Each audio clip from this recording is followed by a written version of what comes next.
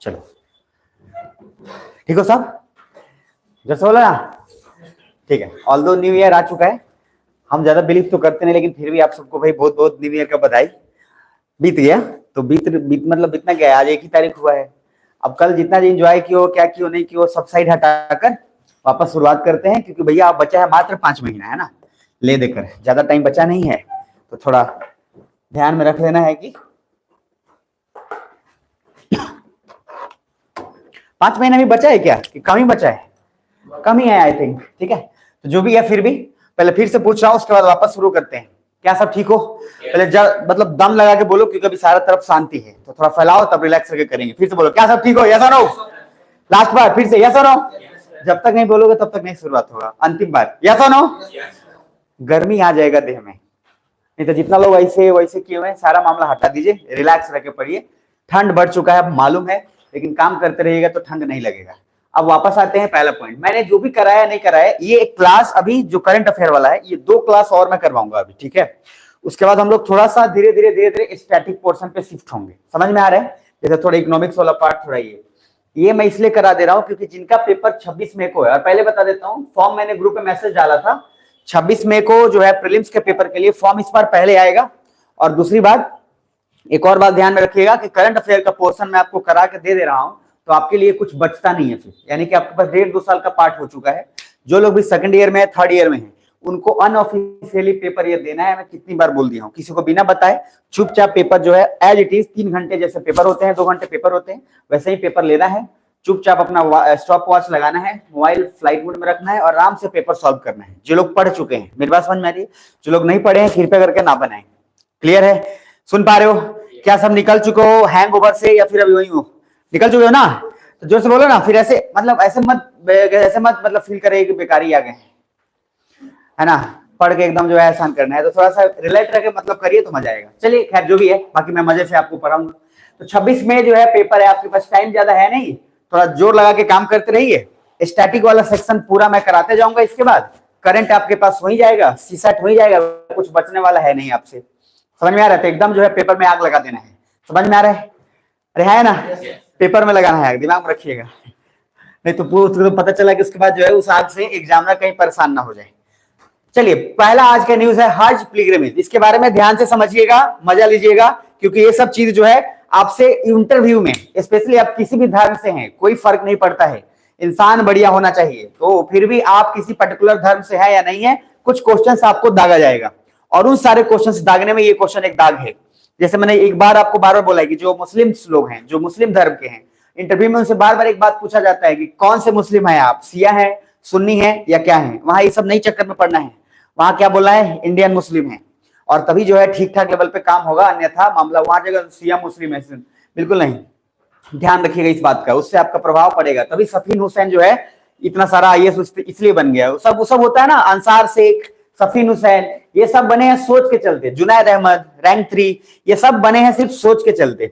अगर धर्म के आडंबर में फंसेंगे ना तो आईएएस कभी नहीं बन पाएंगे, ना राजनीति ठीक से कर पाएंगे, ना आईएएस बन पाएंगे। इसलिए धर्म का सब बाहर छोड़ के आइएगा और सिंपल जो है मामला इंसान के रूप में काम कर लेना है। तो पहला है हज पिलग्रिमेज, क्यों न्यूज में है इसको जान लो, मेंस में आएगा। सुन पा रहे हो ध्यान से?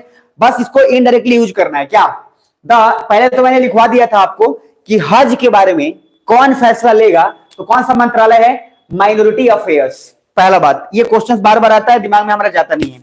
क्लियर है? तो जो लोग लिख चुके थे ठीक है, जो लोग नहीं लिख चुके थे एक पॉइंट ऐड कर लीजिएगा, द हज या फिर द हज policy comes under ministry of minority affairs. फिर से बोल रहा हूं, लिखा, और जो लोग लिख चुके हैं ध्यान देते रहिएगा।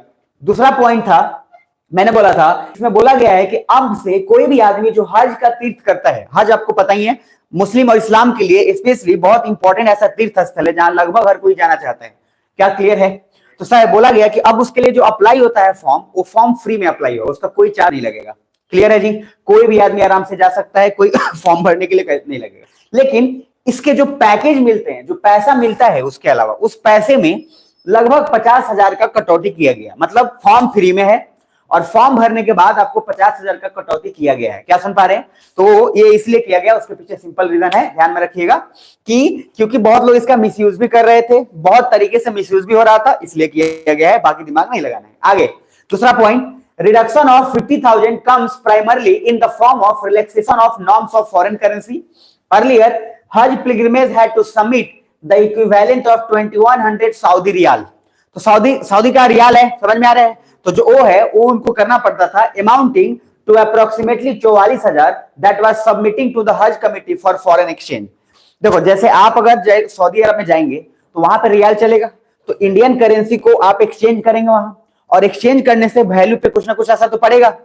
अब इंडिया का करेंसी का वैल्यू ज्यादा है मान लीजिए रियाल की तुलना में, तो मान लीजिए हमने 100 रुपए दिया और रियाल में वो मान लीजिए 140 रुपए दिया, क्या सुन पा रहे हैं? तो अगर उसकी वैल्यू के अकॉर्डिंग हमेशा ऊपर नीचे तो चलता रहता है सेंसेक्स मार्केट में, तो गवर्नमेंट ने 2-3 चीजों के कारण बोला कि एक तो जो डिग्रेडेशन हुआ है रुपया का जिस तरीके से, उसका एक गलत इस्तेमाल हो रहा है, और पैकेज जितना में हो जाना चाहिए उससे ज्यादा गवर्नमेंट दे रही है जिसकी जरूरत एक्चुअली है नहीं।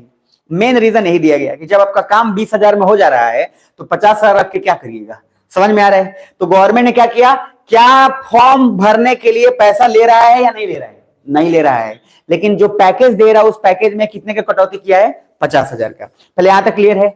अब इससे ज्यादा एक और चीज इंपॉर्टेंट है, और हज पिलग्रिमेज के बारे में मैंने बार बार आपको बोला था, 5 पिलर ऐसे हैं हज के लिए जो इस्लाम के लिए स्पेशली बताया जाता है धर्म के अकॉर्डिंग इंपॉर्टेंट है। हालांकि देखो मैं तो सिंपल सा आपको पहले भी बोला हूं कि धर्म के आप अंडर जो आडंबर में है उसमें फंसना होता नहीं है भाई, कौन लिखा क्या लिखा उसके बारे में आइडिया नहीं है, लेकिन फिर भी जो मानते हैं उसमें पहला है, एक पिलर है जिसको बोलते हैं शहाद या शहादत, भी बहुत लोग, शहादत एक अलग वर्ड है, यहाँ शहाद उसका मतलब है बिलीफ, फेथ, विश्वास रखना, the declaration of faith in the oneness of God and acceptance of Muhammad as God profit.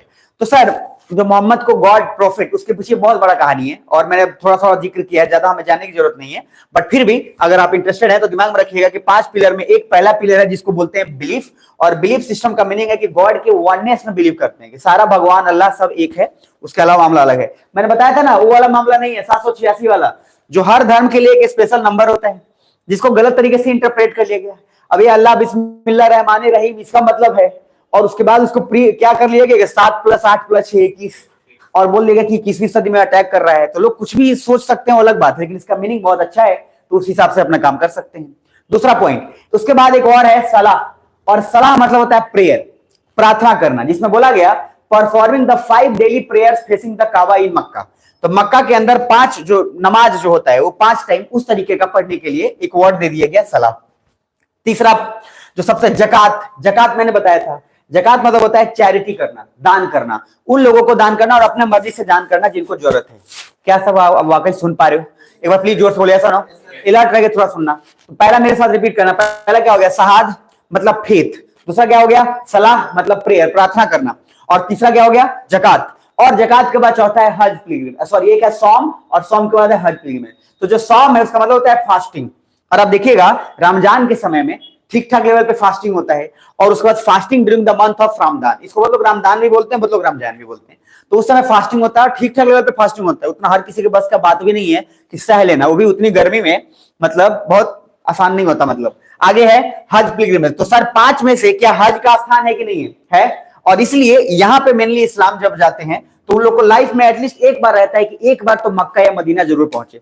और मैं जिनको मैप पढ़ा चुका हूं उनको मैं पढ़ा दिया हूं, मक्का मदीना कहाँ है, सऊदी अरेबिया में है कि रियाल में है भाई? सऊदी अरेबिया में। सऊदी अरेबिया की राजधानी क्या है? रियाद। तो सर दिमाग में रखिएगा, मैंने अभी ऑप्शन जो बोला था उसको थोड़ा सुन भी लेना। तो सऊदी अरेबिया में है मक्का मदीना, लास्ट पर बोल रहा हूं, इसके लिए बस इतना काम रखना है। अगर कभी कभी पूछ दे, क्योंकि अगर आप इस धर्म से रिलेटेड रखते हैं तो थोड़ा आपको पता होना चाहिए, अगर आप इस्लाम के हैं तो थोड़ा पता हो जाना चाहिए, आइडिया लग जाना चाहिए।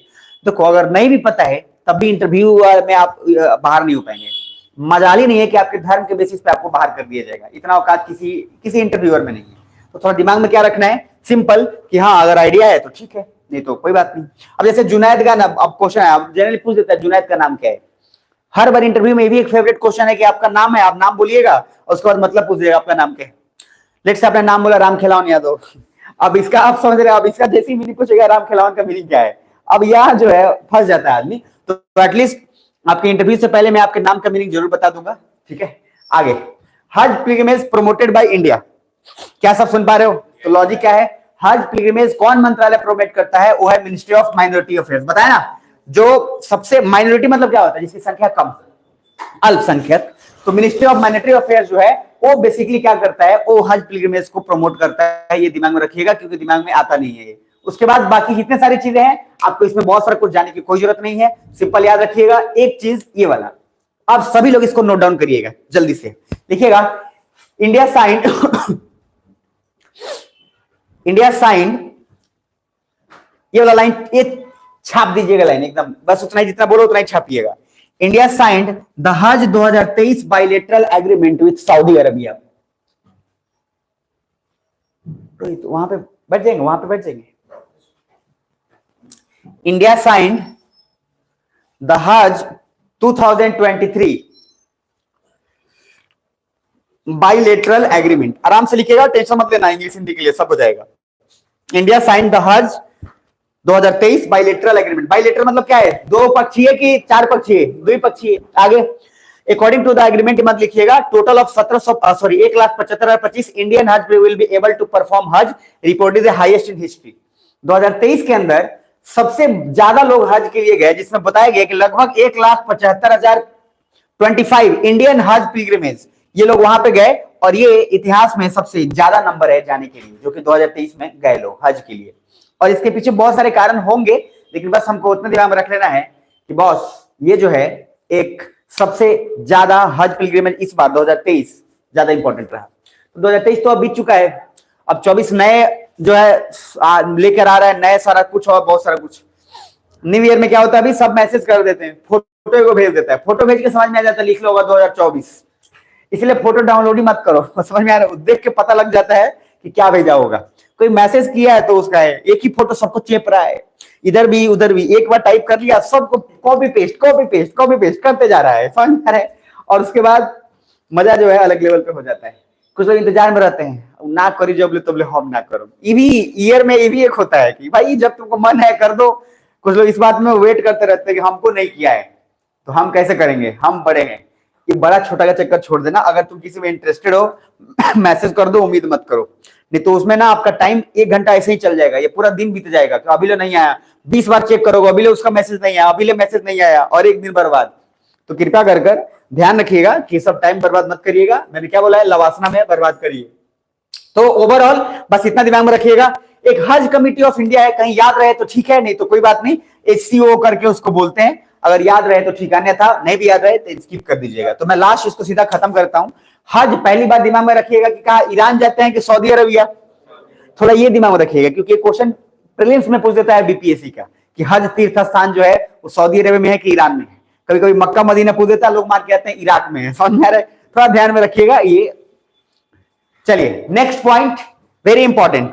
तो मैंने आज पहला पॉइंट शुरू किया है, क्या आप सब ठीक ठाक हैं, जिंदा हैं तो प्रमाण दीजिए, सुनो तो सर ध्यान रखिएगा। अब पहला है status and proceeds of disinvestment. तो एकदम मजे से खींच खाच के पढ़ना। इसमें एक दो शब्द है, शब्द को तो मैं तोड़ के सब समझा ही दे रहा हूं। इसमें एक शब्द है डिसइन्वेस्टमेंट, दिख रहा है, दिख रहा है, ठीक है, मुंह में दही जमा नहीं ना, बोलते रहना है। और एक शब्द होता है प्राइवेटाइजेशन, प्राइवेटाइजेशन, उसमें कहीं कहीं जेड मिलेगा, कहीं कहीं एस मिलेगा। ये दोनों शब्द का मीनिंग पुख्ता तरह से समझ लीजिए, कि जब तक बीजेपी की गवर्नमेंट रहेगी वो दो शब्द आपको सुनने को मिलेगा। समझ में आ रहा है, क्योंकि अपोजिशन वार करते रहता है बार बार। और एक हमारे देश के हैं सबसे बड़े गांधी, कौन है, राहुल गांधी, समझ में आ रहा है, जिनको पता नहीं आता है क्या बोल रहे हैं। तो हमें राजनीति से खैर मतलब कम है, लेकिन सिंपल याद रखना है कि उनका बात हमारे लिए मैटर तो करता ही है। तो राहुल गांधी ने कुछ बात बोला, अभी इसके बाद हो सकता है कि उनका न्यूज में हो ही, वो फालतू का बात बोल देते हैं, उनको खुद नहीं पता वो क्या बोलते हैं, समझ में आ रहा है, बाद में उनको रियलाइज होता है कि क्या बोले। देखिए डिसइन्वेस्टमेंट और एक है प्राइवेटाइजेशन, क्या सब सुन रहे हो, प्लीज पूरी तरह से अलर्ट रहना। मान लो आपकी एक कंपनी है ए, ठीक है, और इस कंपनी का नाम है राम खिलावन प्राइवेट लिमिटेड, सुन पा रहे हैं, और आपने एक कंपनी जो है दूसरा है बी, उसका नाम है श्याम खिलावन, ठीक है। आपने अपना company Ram Khilawan private limited इसको कंप्लीट बेच दिया, कंप्लीट बेच दिया, मतलब जो आपका पूरा 100% आपका अधिकार था, वो सारा अधिकार 100% किसको दे दिया आपने, बी को दे दिया। एक ये वाला हो सकता है, हाँ या ना, हाँ, किसको दिया, श्याम खिलावन को, सुन पा रहे हो। अब मान के चलिए अगर इनकेस आपका जो है इसमें 100% आपका था पैसा लगा हुआ, आपने 100% में से बोला कि बेटा ऐसा है 40% का तेरा रहेगा, समझ में आ रहा है, 60% मेरा रहेगा, ऐसा भी होता है ना। दूसरा ये भी तरीका है कि आपने बोला 50-50 भी हो सकता है, यस और नो। और तीसरा, अगर इनकेस, ध्यान से अब समझिएगा, अगर 50% से ज्यादा किसी दूसरे का हक उस पे आ गया तो वो जो है उसके अकॉर्डिंग काम चलेगा। यानी कि क्या राम खिलावन के अकॉर्डिंग चलेगा कि श्याम खिलावन के अकॉर्डिंग? श्याम खिलावन के। मतलब राम खिलावन ने अपने कंपनी का 50% हिस्सा नहीं बल्कि 51% हिस्सा किसको बेच दिया? इसको। क्या सुन पा रहे हैं? अब यहां समझ लो दो, एक है डिसइन्वेस्टमेंट। डिसइन्वेस्टमेंट का सिंपल मीनिंग है कि जब सरकार के पास जितना शेयर है उस शेयर का कुछ हिस्सा वो किसी दूसरे से बेच दिया हो। क्लियर है? ये जरूरी नहीं है कि वो अपने शेयर का हिस्सा 50% से ज्यादा ही बेचा हो, लेकिन जैसे ही 50% से ज्यादा 51% किसी के हाथ में चला गया तो प्राइवेटाइजेशन हो जाएगा। कुछ बुझा रहा है? मतलब सरकार के पास 100 रुपया था, 100 रुपया में से 40 रुपया, 49 रुपया भी किसी को दे दिया, लेकिन अधिकार अभी भी किसके पास है? सरकार के पास है। सरकार ही अभी मेन है। कंपनी का आपने 49% किसको दिया, बट 51% किसके हाथ में है? आपके हाथ में। तो सरकार जब अपना कुछ हिस्सा बेचे तो डिस इन्वेस्टमेंट बोलते हैं, और सरकार जब कंप्लीट किसी चीज का हिस्सा अधिकार किसी दूसरे को दे दे तो क्या बोलेंगे? प्राइवेटाइजेशन बोलेंगे। पहले यहां तक क्लियर है? ये शब्द बार बार रखना, ये आता है। इसीलिए डिसइन्वेस्टमेंट और प्राइवेटाइजेशन दोनों एकदम क्लियर होना चाहिए, बिल्कुल कहीं से कोई डाउट नहीं होना चाहिए। क्लियर है जी? अब ये आपको ध्यान में रखकर काम करना है। तो अभी देखेंगे ना, तो सरकार अभी के समय में बहुत डिसइन्वेस्टमेंट भी कर रही है और बहुत सारा चीज प्राइवेट भी हो रहा है अभी के करंट सिनेरियो में। समझ में आ रहा है? तो सरकार बहुत सारा चीज को करती है वो। अब जैसे रेलवे, तो रेलवे में चल रहा था पहले डिसइन्वेस्टमेंट। जब शुरुआत में रेलवे आया था और बीच में रेलवे ने, क्योंकि रेलवे बहुत सस्ता दर पे बहुत अच्छा फैसिलिटी देता है। सुन पा रहे ध्यान से? दुनिया का कोई ऐसा ट्रांसपोर्ट मोड नहीं है जो इतना कम दाम में इतना अच्छा फैसिलिटी आपको दे पाए। पहले यहां तक क्लियर? तो रेलवे ने आम आदमी के लिए ना अलग लेवल पे वरदान निकला एक। अब रेलवे जब इतना प्रॉफिट कमाने लगा तो सरकार सोचा कि एक काम करते हैं, इसको प्राइवेट करते हैं। लोग हड़ताल इतना किया, आपको नहीं याद है बट आज से 10-15 साल आई थिंक नहीं हुआ होगा, मोतिहारी का क्या कंडीशन था ना स्टेशन का, आपको आइडिया नहीं है। पूरा तोड़ फोड़ के बराबर किया गया था। यही तो लोग किए थे, और मोतिहारी का नक्शा बदल गया था पूरी तरीके से, जिसको बनाने में ठीक ठाक साल लग गया। समझ में आ रहा? आप सर्च करेंगे अभी भी होगा। तो लॉजिक कहने का मेरा क्या है, सुनिए। देखिए जरा 2023-24 का जो बजट आया था, और चूंकि बजट अभी फिर फरवरी में आने वाला है, अभी फिर पता चलेगा। उस बजट में देखिए क्या टारगेट किया गया था, ध्यान से समझना। मैंने एक दिन आपको पढ़ाया था कि इंडिया का फाइनेंशियल डेब्ट के बारे में, फाइनेंशियल क्राइसिस के बारे में, वित्तीय घाटा, फिस्कल डिफिसिट पढ़ाया था मैंने, कि जो है हाँ कि फिस्कल डिफिसिट का अनुमान है कि आने वाले समय में हम कर्जा जो है कर्जा मुक्त हो जाएंगे लगभग, और हमारे पास कर्जा जो है बहुत कम हो जाएगा, 4.5 से भी कम। सुन पा रहे ध्यान से? क्या वाकई आप सुन पा रहे हैं? प्लीज रिस्पॉन्स करते रहना, मजा आएगा यार। अब जरा देखना ध्यान से, एकदम एंजॉय करके पढ़ना। तो पहले सरकार ने बोला था कि डिसइन्वेस्टमेंट टारगेट 51,000 करोड़ का है। सरकार ने बजट में बोला था कि 51,000 करोड़ का डिसइन्वेस्टमेंट करेंगे। मतलब क्या वो प्राइवेटाइज करेगा या कुछ हिस्सा बेचेगा? कुछ हिस्सा बेचेगा, और उससे जो पैसे आएंगे उसको फिर कहीं और लगाएगा। देखो, लेट बी वेरी क्लियर, हर सरकार डिसइन्वेस्टमेंट करती है, हर सरकार प्राइवेटाइजेशन करती है। सरकार इसलिए नहीं करती है कि उसको देश बेचना है, सरकार है। सरकार इसलिए करती है कि उससे जो पैसे मिलेंगे उस पैसे को फिर वो कहीं और लगाएगी, कहीं और लगाकर फिर कोई नई कंपनी खड़ी करेगी, फिर उसको डिसइन्वेस्ट कर फिर कहीं और कुछ करेगा। समझ में आ रहा है? दुनिया का कोई भी सरकार इंडिया के अंदर ऐसा नहीं है कि बेकार है, ये वो है, ऐसा ही। कुछ हरामखोर होते हैं जो चारा घोटाला दाना घोटाला करते हैं, उनका बात हटा दीजिए। बाकी उसके अलावा और भी लोग हैं जो बढ़िया काम करते हैं, और सरकार का नियत सिर्फ चुराना या लूटना नहीं होता है, देश को विकास करने के लिए होता है। तो भले ही चुराएगा लूटेगा लेकिन विकास भी सोचेगा। तो डिसइन्वेस्टमेंट या प्राइवेटाइजेशन को गलत मत समझिएगा अचानक से, क्योंकि जो आम आदमी होता है उसको दूसरे तरीके से गोलमोल घुमा दिया जाता है। जैसा अभी एक बिल आया था कल परसों, सुने? ड्राइवर के लिए बिल आया था, जो बस उस अभी बंद था बीच में, तो बस और टैक्सी कल पूरा बंद था, आज शायद आई थिंक चलने लगा है, या फिर वो लोग बोलेंगे 2-3 दिन तक हंगामा करेंगे। तो उसमें क्या बोला गया था वो आएगा जिक्र अभी। और मैंने बोला था लेबर कोड आने वाला है, मैंने पहले ही बोला था, आपको जिक्र भी किया था। तो उसमें बोला गया कि ड्राइवर अगर किसी को मार देता है तो ड्राइवर को 7 साल का सजा, और ऊपर से कुछ मतलब 4-5-6-7 लाख रुपया भी उसको देना पड़ेगा, ऐसे कुछ करके, मतलब काफी स्ट्रिक्ट। तो ड्राइवर लोग बोला ठीक है हम गाड़ियां नहीं चलाएंगे। तो इस तरीके का कांड जो है हुआ है। अब जरा देखना बजट में कितना का टारगेट किया गया था, 51,000 करोड़, और ये पहले जो था down 21% from the budget estimate for the current year, and just ₹1,000 crore more than the revised estimate, is also the lowest target in 7 years। पहला बात ध्यान से समझना, सरकार ने अपना टारगेट रखा था कि लगभग 51,000 करोड़ तक वो डिसइन्वेस्टमेंट करेगी, जो कि तुलनात्मक रूप से पिछले बजट से कम ही है। जबकि हमने पिछले बार इससे ज्यादा डिसइन्वेस्टमेंट किया हुआ है। हमें अभी ये लग रहा है ज्यादा, लेकिन उससे ज्यादा डिसइन्वेस्टमेंट उससे पहले भी हुआ है। क्या समझ में आ रहा है मेरी बात? ध्यान से समझिएगा। अब इसको थोड़ा सा डिटेल जानने के लिए आराम से जरा यहां पॉइंट समझिएगा। तो पहले एक तरफ लिखिएगा डिसइन्वेस्टमेंट, दूसरी तरफ प्लीज लिखिएगा प्राइवेटाइजेशन, वेरी इंपॉर्टेंट। एक तरफ डिसइन्वेस्टमेंट, दूसरी तरफ प्राइवेटाइजेशन। एक तरफ डिसइन्वेस्टमेंट, दूसरी तरफ प्राइवेटाइजेशन। ठीक है, और आग लगा दो 2024 अपना है, अपना अपने लिए आया है, बस ऐसे ही सोच के रखो कि किसी और का नहीं है। 2024 हमारा है। 2024 में जी सब लोग रहा है, लेकिन होगा हमारा। एकदम ऐसा ही अप्रोच रखो, साफ, एकदम पॉजिटिव और एकदम एनर्जेटिक। सुस्त नहीं रहना है, हमारा क्या होगा, अभी भी कुछ नहीं हुआ है, इस तरीके का बिल्कुल मानसिकता मत रखिएगा। एकदम तोड़ फोड़ के जो है जीवन में आग लगे। मोटिवेशन ही हो, जो मैंने बार बार बोला है, हर दिन दूंगा, हर दिन बोलूंगा। मेरे मोटिवेशन देने का पर्पस ये नहीं होता कि टेम्पररी एक दिन में आग लगा देता, बस हर दिन बोलना जरूरी इसलिए है कि उससे आपको जो है माहौल मिलता रहे। बाकी ऑनलाइन में और ऑफलाइन में इसलिए बहुत बड़ा डिफरेंस हो जाता है। तो पहला पॉइंट, आपको पहला लाइन इसमें जो दिख रहा है, उस पहले लाइन से क्या आप कुछ समझ पा रहे हैं कि नहीं, जरा एक बार पढ़िए खुद से। एक सेकंड मैं सांस लेता हूं, आप जरा देखिए।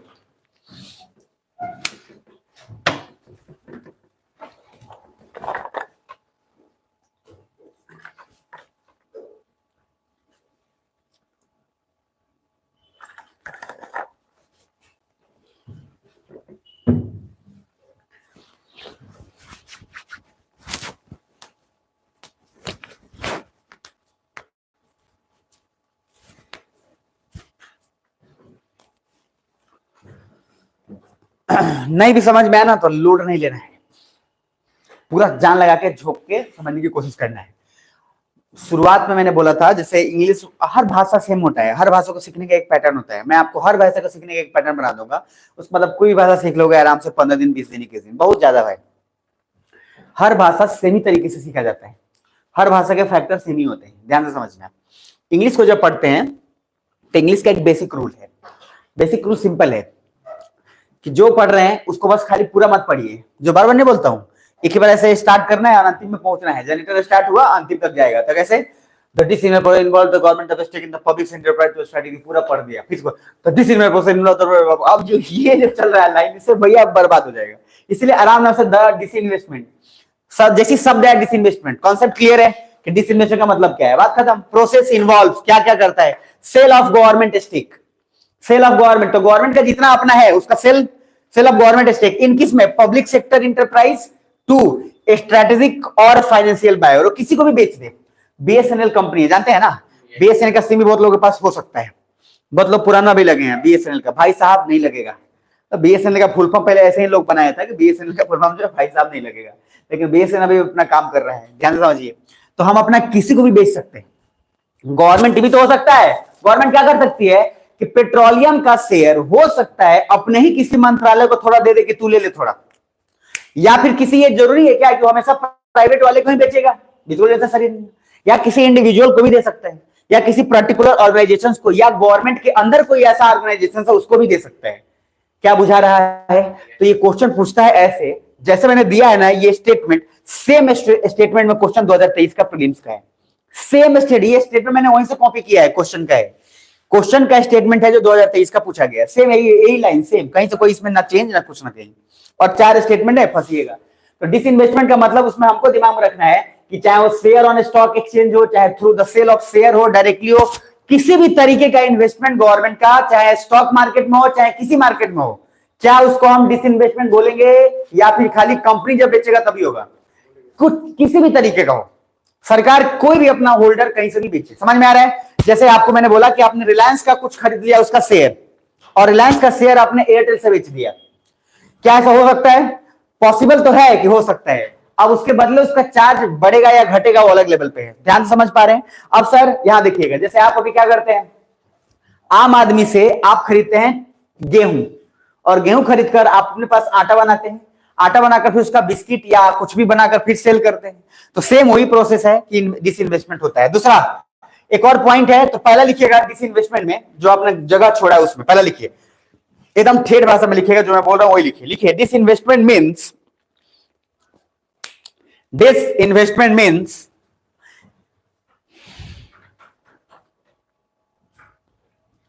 सेल ऑफ गवर्नमेंट, ये वाला यहां से sale of government stake, sale of government stake, stake का मतलब जानते हैं ना, हाँ हिस्सा हो गया, सेल ऑफ गवर्नमेंट स्टेक, अपना एक हिस्सा जो पर्टिकुलर आपका उस कंपनी में है, सेल ऑफ गवर्नमेंट स्टेक, यहां लिख लिया यहां तक। अब उसके बाद लिखिएगा इन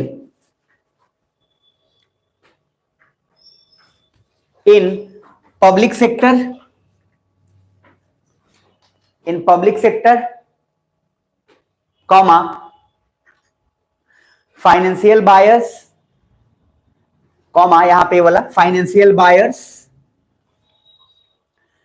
रट रहिएगा एकदम, फाइनेंशियल बायर्स हो गया जी, comma stock exchange, stock exchange, और उसके बाद एंड, अब यहां से ये लाइन चिपका लीजिए, through the sale of, and through the sale of shares directly to buyers, and through the sale of shares directly to buyers.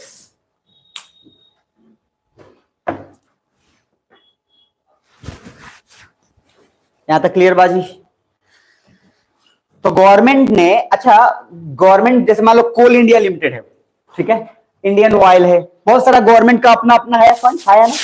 अब आपने गवर्नमेंट का कुछ शेयर खरीद लिया, ठीक है जी, तो गवर्नमेंट का शेयर हो सकता है आपको, कभी कभी मैंने एक दिन पढ़ाया भी था कि अनाज गवर्नमेंट के पास इतना ज्यादा बचा हुआ था कि उसने डायरेक्टली सेल कर दिया, और उसमें कोई भी आदमी डायरेक्टली ले सकता था। तो आप अगर सरकार का कुछ प्रतिशत खरीदना चाहते हैं, धूमधाम से खरीदिए, सरकार उसका ऑक्शन लेती है, सरकार उसको देगी और भैया ले ले, बात खत्म। कुछ बुझा रहा है? तो हर चीज का डिसइन्वेस्टमेंट हो सकता है और सरकार हर चीज का कर सकती है। लेकिन फिर पूछ रहा हूं, क्या डिसइन्वेस्टमेंट में सरकार मालिक है कि जो खरीदा है वो मालिक है? सरकार मालिक है, क्योंकि सरकार उसमें अपना मेजोरिटी जो है वो परसेंटेज रखेगा, वो ज्यादा से ज्यादा 49% बेचेगा, 50-50 भी नहीं बेचेगा, क्योंकि 50-50 हो जाएगा तो मामला फिर क्या हो जाएगा, डिवाइड हो जाएगा। 51% गया तब तो मामला ही खत्म हो गया।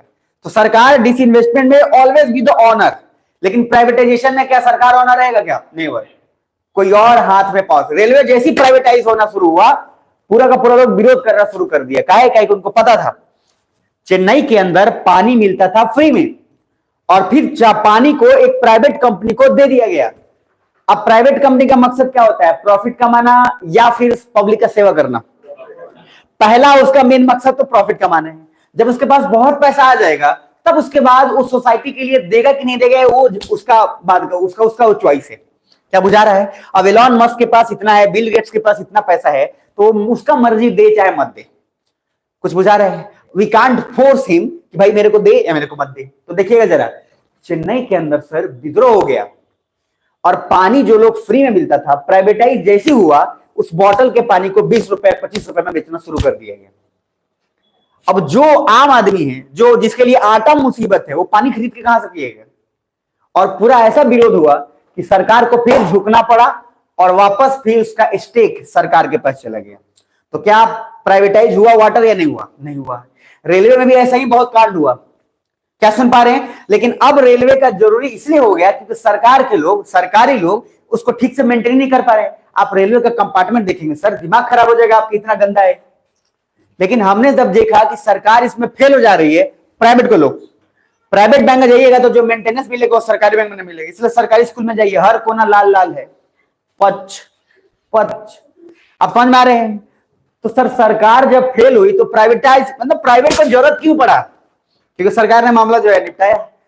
सरकारी स्कूल का टीचर को नहीं देखते हैं, ऐसे ही रगड़ते रहेगा, हेने खा लेगा, फिर निकाल के हेने फेंक देगा। ये जो इस तरीके का, मतलब बहुत लोग है, सोचते भी नहीं 2 मिनट कहाँ है। तो लॉजिक क्या है? क्योंकि सर गवर्नमेंट फेलियर है, इसलिए उसको करना पड़ता है प्राइवेटाइज। और जब से प्राइवेटाइज हुआ लोग सुधर जाते हैं। वही लोग है हरामखोर जो पहले रेलवे में जाकर इधर थूक देते थे, उधर कर देते थे। अब प्राइवेटाइज वाला रखा है नियम कि जो अगर इधर गलती पकड़ा दिया 5,000 ऊपर तो ठुकाई अलग। अब सर जैसी मुंह बाहर निकलता है घोट लेता है अंदर। समझ में आ रहा है? ये जो तरीका है, ये मेट्रो ने सिखा दिया लोगों को कि इस तरीके का मामला जो है कैसे करना है। तो थोड़ा ध्यान में रखिएगा कि ये जरा देखिए, ये चूंकि आएगा इसलिए मैं थोड़ा सा इसमें टाइम लूंगा। पहला है, देखिए माइनॉरिटी डिसइन्वेस्टमेंट। पहले डिसइन्वेस्टमेंट का मैंने जिसको क्लियर हो गया हाथ खड़े करो ताकि देह में गर्मी है, नहीं तो हाथों में सो जाओगे, समझ में आ रहा है। उसके बाद माइनॉरिटी डिसइन्वेस्टमेंट। माइनॉरिटी का मतलब क्या है? कम, मेजोरिटी मतलब ज्यादा, बहुमत। तो माइनॉरिटी का मतलब है गवर्नमेंट रिटेन्स ए मेजोरिटी, यानी कि मुझे बताओ माइनॉरिटी डिसइन्वेस्टमेंट करेगा तो क्या गवर्नमेंट अपने पास मालिकाना हक रखेगा या दे देगा? रखेगा। इसको बोलते हैं माइनॉरिटी डिसइन्वेस्टमेंट, कुछ कुछ हिस्सा दे दिया। दूसरा है मेजोरिटी डिसइन्वेस्टमेंट। मेजोरिटी डिसइन्वेस्टमेंट मतलब क्या है? गवर्नमेंट जो है लगभग hands over the control to the entity but retain some stake. Government ने पूरा का पूरा कंट्रोल किसको दे दिया? दूसरे को दे दिया। इधर देखो मेजोरिटी डिसइन्वेस्टमेंट ने दूसरे को दे दिया, लेकिन ऐसा नहीं है कि उसने अपना पूरा शेयर बेच दिया। मतलब 51%, 50 से ज्यादा उसको दे दिया कि तू मालिक रह, मेरा शेयर रहेगा, लेकिन मालिक कौन रहेगा? तू रहेगा। ये क्या हुआ? Majority disinvestment. लेकिन तीसरा है कंप्लीट प्राइवेटाइजेशन। क्या लिखा हुआ है? 100% control over the company is passed on to the buyer. तो 100 का 100% किसके पास चला गया? प्राइवेटाइज के पास चला गया। कुछ बुझा रहा है? तो जहां पे प्राइवेटाइजेशन लिखे तो वहां पे लिखिए, लिखिएगा 100% कंट्रोल ऑफ द कंपनी। जो लाइन लिखा हुआ है एकदम सिंपल लाइन है, इसको चेप दीजिए। 100% control of the company.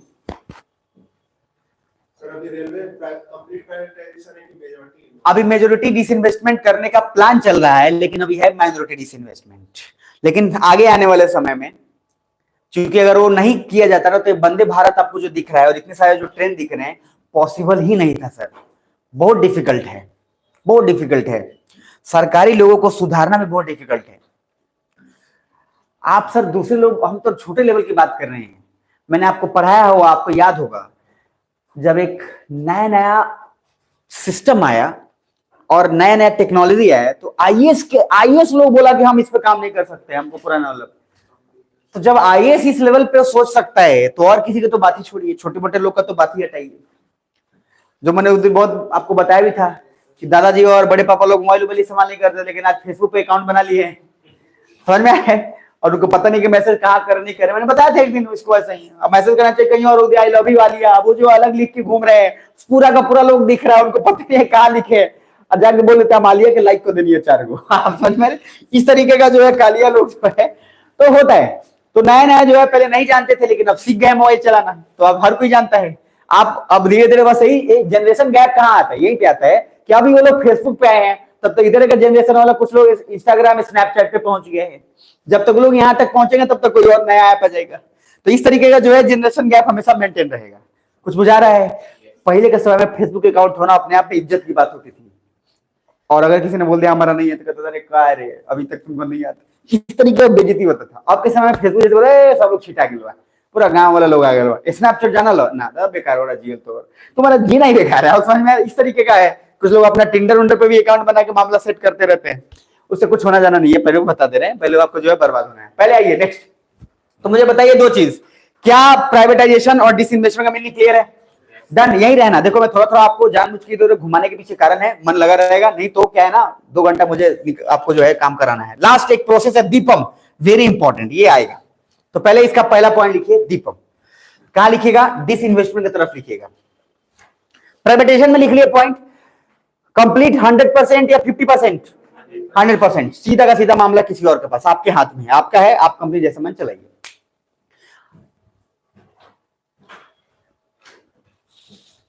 Railway station आजकल देखोगे बड़ा एडवांस होते जा रहा है ना? सारे मतलब इंडिया में बैंगलोर में जाओगे complete railway station full wifi तो है अलग, पूरा का पूरा सोलर एनर्जी से चलता है, कंप्लीट ग्लास से, पूरा शीशा, एयरपोर्ट और समथिंग। समझ में आ रहा है? तो धीरे धीरे आने वाले समय बहुत तगड़ा होगा, और उसमें जो है इन्वेस्टमेंट याद रखिएगा। तो पहला है इन India the disinvestment process is conducted by department of investment. ये पॉइंट वेरी इंपॉर्टेंट, तो लिखिएगा disinvestment is conducted by Deepam, और इसका दीपम का फुल फॉर्म लिख लीजिएगा, वेरी इंपॉर्टेंट है। दीपम का है डिपार्टमेंट ऑफ इन्वेस्टमेंट, यहां पे सिंपल, और उसके बाद आगे एंड पब्लिक असेट मैनेजमेंट। तो सर वो फिर से बोल रहा हूं, दीपम कौन कंडक्ट करेगा? दीपम, सॉरी, जो डिसइन्वेस्टमेंट कौन कंडक्ट करेगा? दीपम। ये नाम याद रखिएगा, ये भूलिएगा मत, ये बार बार जिक्र होगा, हर बार जिक्र होगा। तो sir disinvestment is conducted by Deepam, disinvestment is conducted by Deepam.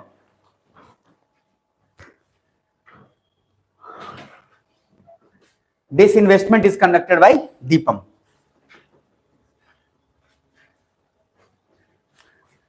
और ये दीपम किसके अंडर में आता है? मिनिस्ट्री ऑफ फाइनेंस, लिख लीजिएगा। और वहां पे विच मत लिखिएगा, ऐसे लिख लीजिएगा एंड दीपम, दोबारा लिख लीजिएगा ताकि दिमाग में याद रहे। मतलब सेंटेंस के हिसाब से तो सही नहीं है, लेकिन याद रखवाने के लिए मैं इसको रिपीट करवा रहा हूं। And Deepam comes under the ministry of finance, and Deepam comes under the ministry of finance. हो गया? अब जितना भी डिसइन्वेस्टमेंट होगा वो डिसइन्वेस्टमेंट कौन डिपार्टमेंट करेगा? दीपम करेगा। जहां भी होगा दीपम को पकड़िए। उस पर एक पॉइंट और है, मे भी अगर हो जाए तो ठीक है, इसने एक नेशनल इन्वेस्टमेंट फंड बनाया है, ये वेरी इंपॉर्टेंट है, एनआईएफ, इसको छोड़ नहीं सकते। लिखिए डिसइन्वेस्टमेंट वाले में पॉइंट में ही लिखिएगा, गवर्नमेंट, शॉर्ट फॉर्म लिख लो, गवर्नमेंट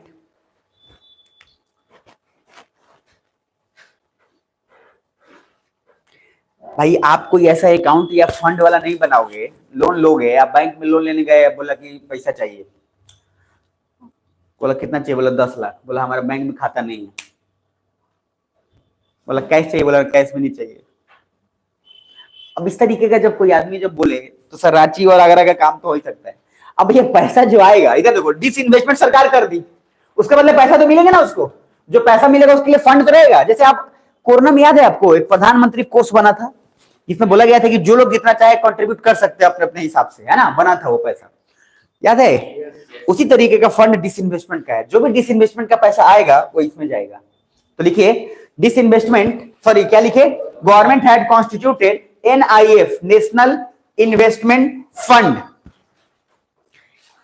इन 2005, 2005 पे हाईलाइट कर लेना, इन 2005,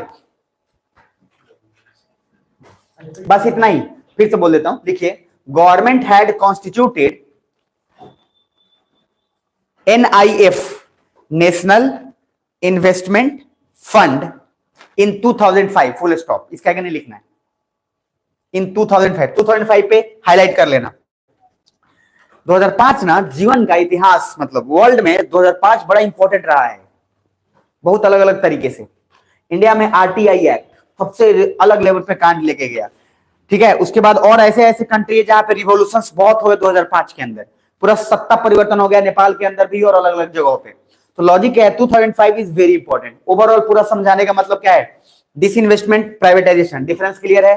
डिसइन्वेस्टमेंट जो है, मैं फिर से बोल रहा हूं, डिपार्टमेंट करता है मिनिस्ट्री ऑफ फाइनेंस, उसके अंडर आता है दीपम। क्या सही बोल रहा हूं? यस और नो? यस। तो क्या डिसइन्वेस्टमेंट जो है जब भी होगा तो दीपम के अंदर होगा या दीपक के अंदर होगा? दीपम में होगा, दिमाग में रख लीजिएगा, यहाँ तक क्लियर है? अब उसके बाद आगे का जितना भी सेक्टर है, इस सेक्टर अभी हमारे लिए बिल्कुल भी नेसेसरी नहीं है। इस सब पॉइंट जो है बजट के पॉइंट इसमें इंपॉर्टेंट है, हमारे लिए भी काम का बिल्कुल नहीं है। नेक्स्ट पॉइंट इसके बाद आते हैं, उसको हेड डाउन करिएगा और जीवन काम लीजिएगा। सो नेक्स्ट इज, अच्छा एक थोड़ा ये बस ये आइडिया ये याद मत रखना, ये सब तो कोई यूपीएससी या बीपीएससी रेलवे वाला एग्जाम नहीं है। रट रहे हैं अकबर का नाना कौन और परदादा कौन, मैं पहले बता देता हूँ।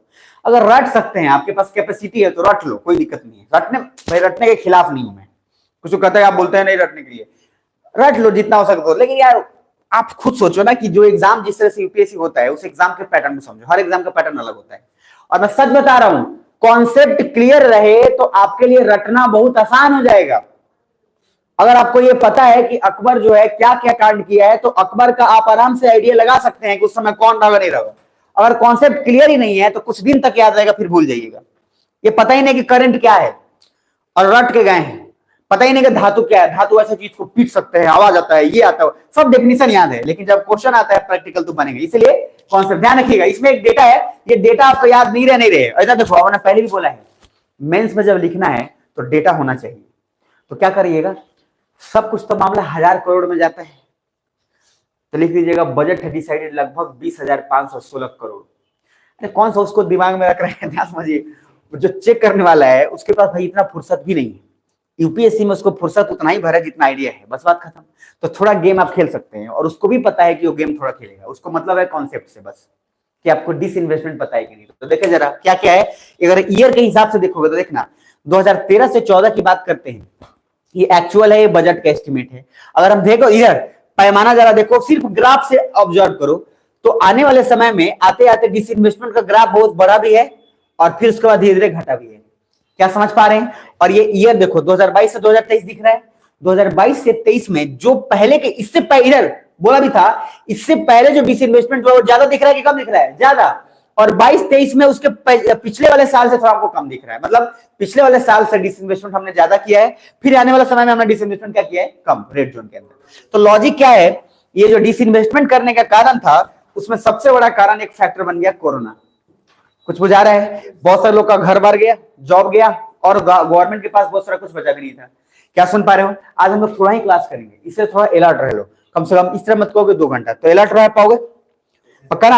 अलर्ट रहो, प्लीज अलर्ट रहो, ऐसा सुस्त मत रहो, मजा नहीं आएगा। तो बस ये डेटा याद रहे तो ठीक है, आपको पीडीएफ रहेगा, अन्यथा कोई दिक्कत नहीं है। What is the disinvestment plan in 2023 से 24? जरा पहला लाइन पढ़ना, और जो मूर्ख लोग नहीं जानते हैं, आम आदमी, मतलब आम आदमी मैंगो मैन, पता है ना, तो आम आदमी लोग जो है अलग अलग पे कांड करते रहते हैं, मैंगो मैन लोग। जरा देखिए क्या लिखा पहला line, the centre is not going to add new company to the list of CPSE to be वहां पे जो है डिसइन्वेस्टमेंट का मतलब उसका समय डाइवर्सेशन इन 2023 से 24। दूसरा, गवर्नमेंट अभी किसी भी प्लान में नहीं है कि किसी भी नए कंपनी का डिसइन्वेस्टमेंट करने के प्लान में 2023-24। आगे, the government had decided to stick to the already announced and planned privatisation of state owned companies. Government उन सारे कंपनी के ऊपर ही निर्भर है जिनको पहले से प्राइवेटाइज या बोल चुका है, आप कोई नया करने वाला नहीं है। तीसरा, दिस इंक्लूड आईडीबीआई बैंक। ये न्यूज में आया था कि बहुत सारे बैंक को एक साथ मर्ज किया गया है, और एक क्वेश्चन भी पूछा था कि कौन कौन से बैंक को किसमें मर्ज किया गया है। एक क्वेश्चन ये पूछता है जनरली इकोनॉमिक्स के टर्म्स में, यूपीएससी में क्वेश्चन है, इसका मैं समर्थन में नहीं आएगा, बट फिर भी आपको ये पता होना चाहिए, क्योंकि कभी कभी आपको भी नहीं पता होता कि आपका बैंक पहले था यूनियन बैंक, अब जा रहे हैं तो इलाहाबाद बैंक हो गया है। आप समझ रहे हैं, आपका पासबुक ही बदल गया, आपको समझ नहीं रहा कि भाई यूनियन बैंक था कि क्या है। अभी बहुत सारा इस तरह का डिसइन्वेस्टमेंट हुआ है।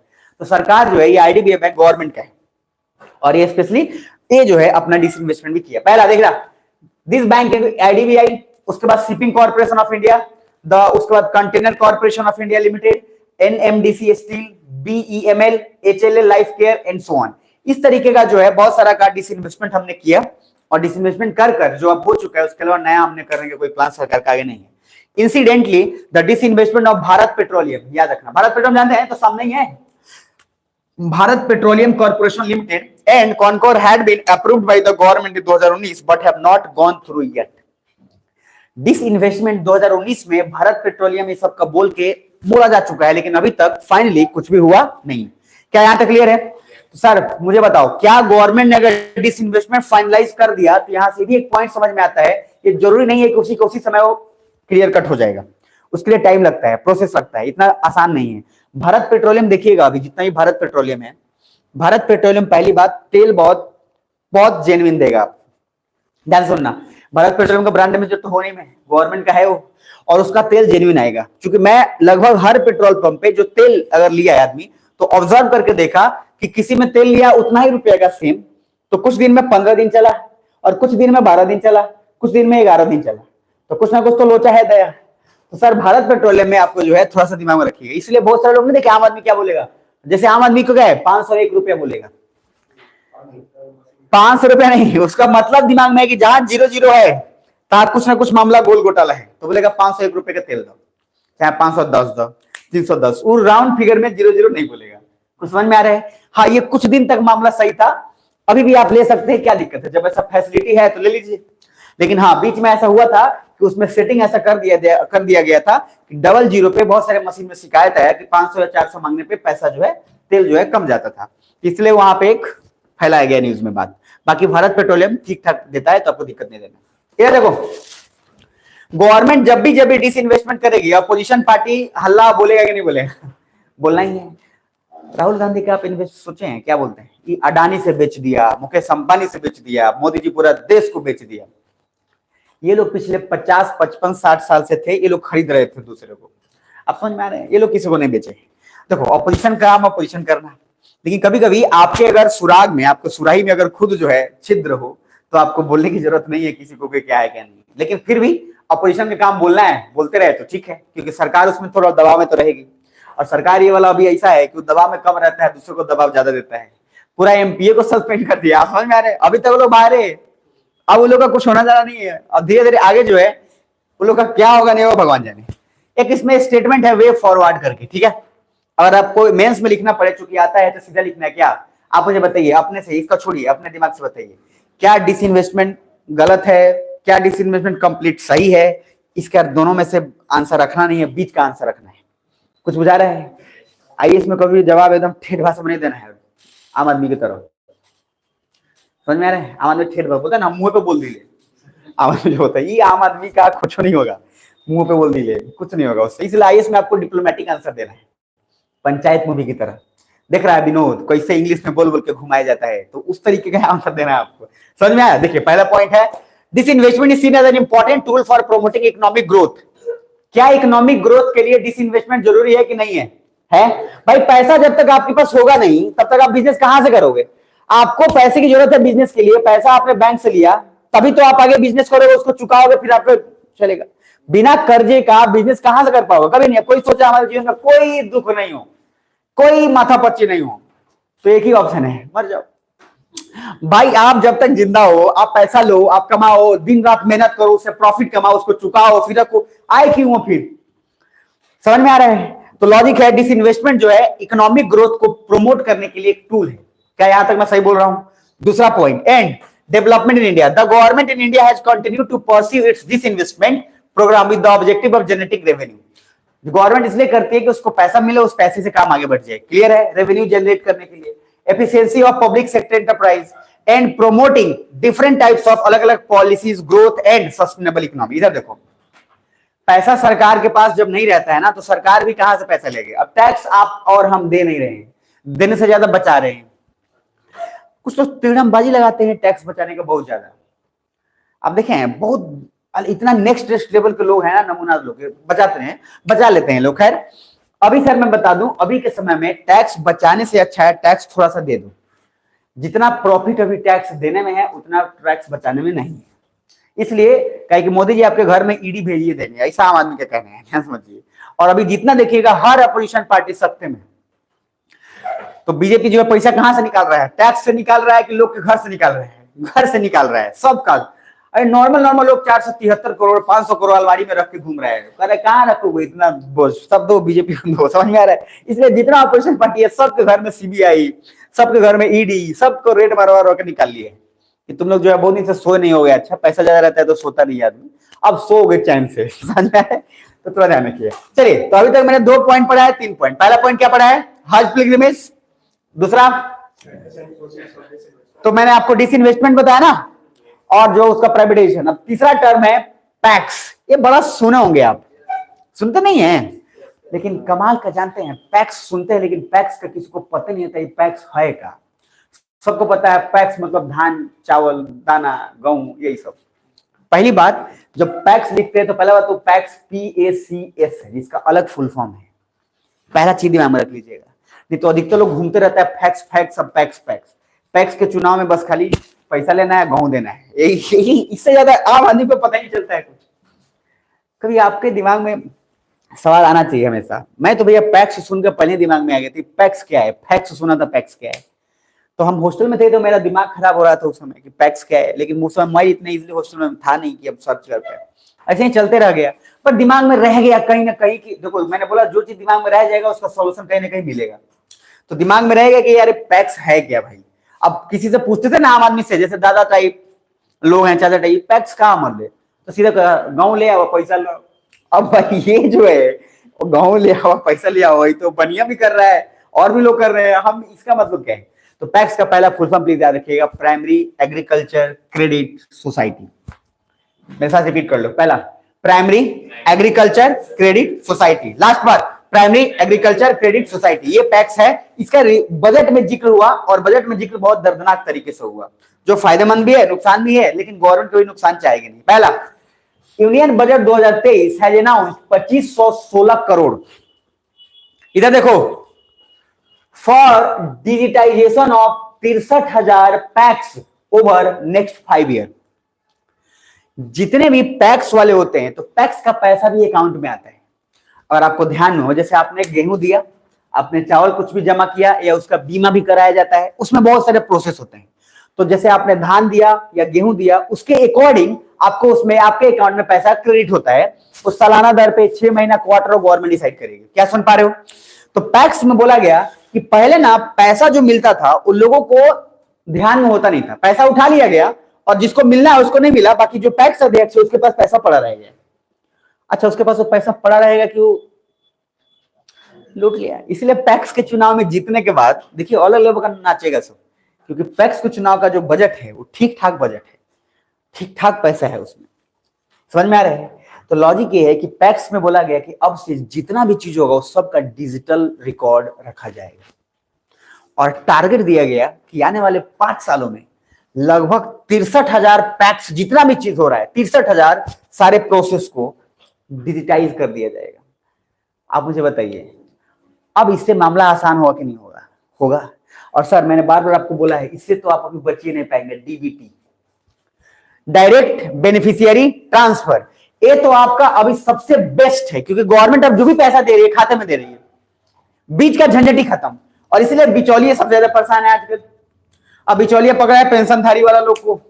समझ में आ रहा है? काकी तुम्हारा पेंशन आई, वृद्धा पेंशन आता है ना, वृद्धा पेंशन भी तो आता है। तो वृद्धा पेंशन में पहले क्या होता था? पहले हाथों में जाकर दिया जाता था। भाई एक बुजुर्ग महिला जिसको घंटा चलने का भी है नहीं देह में दम, वो कहां से चल के जाएगी और उसको पैसा मिलेगा? और गांव का लोग आता था, 2.5 चाची 500 मिला है, 2,000 दिया, कितना? 500। बूढ़ा आदमी 500 देखकर खुश हो जाता है। ऐसे ही उसके लिए एक बड़ा चीज है, जिसके लिए दाना और पानी के लिए पड़ो, उसके लिए बड़ा चीज है।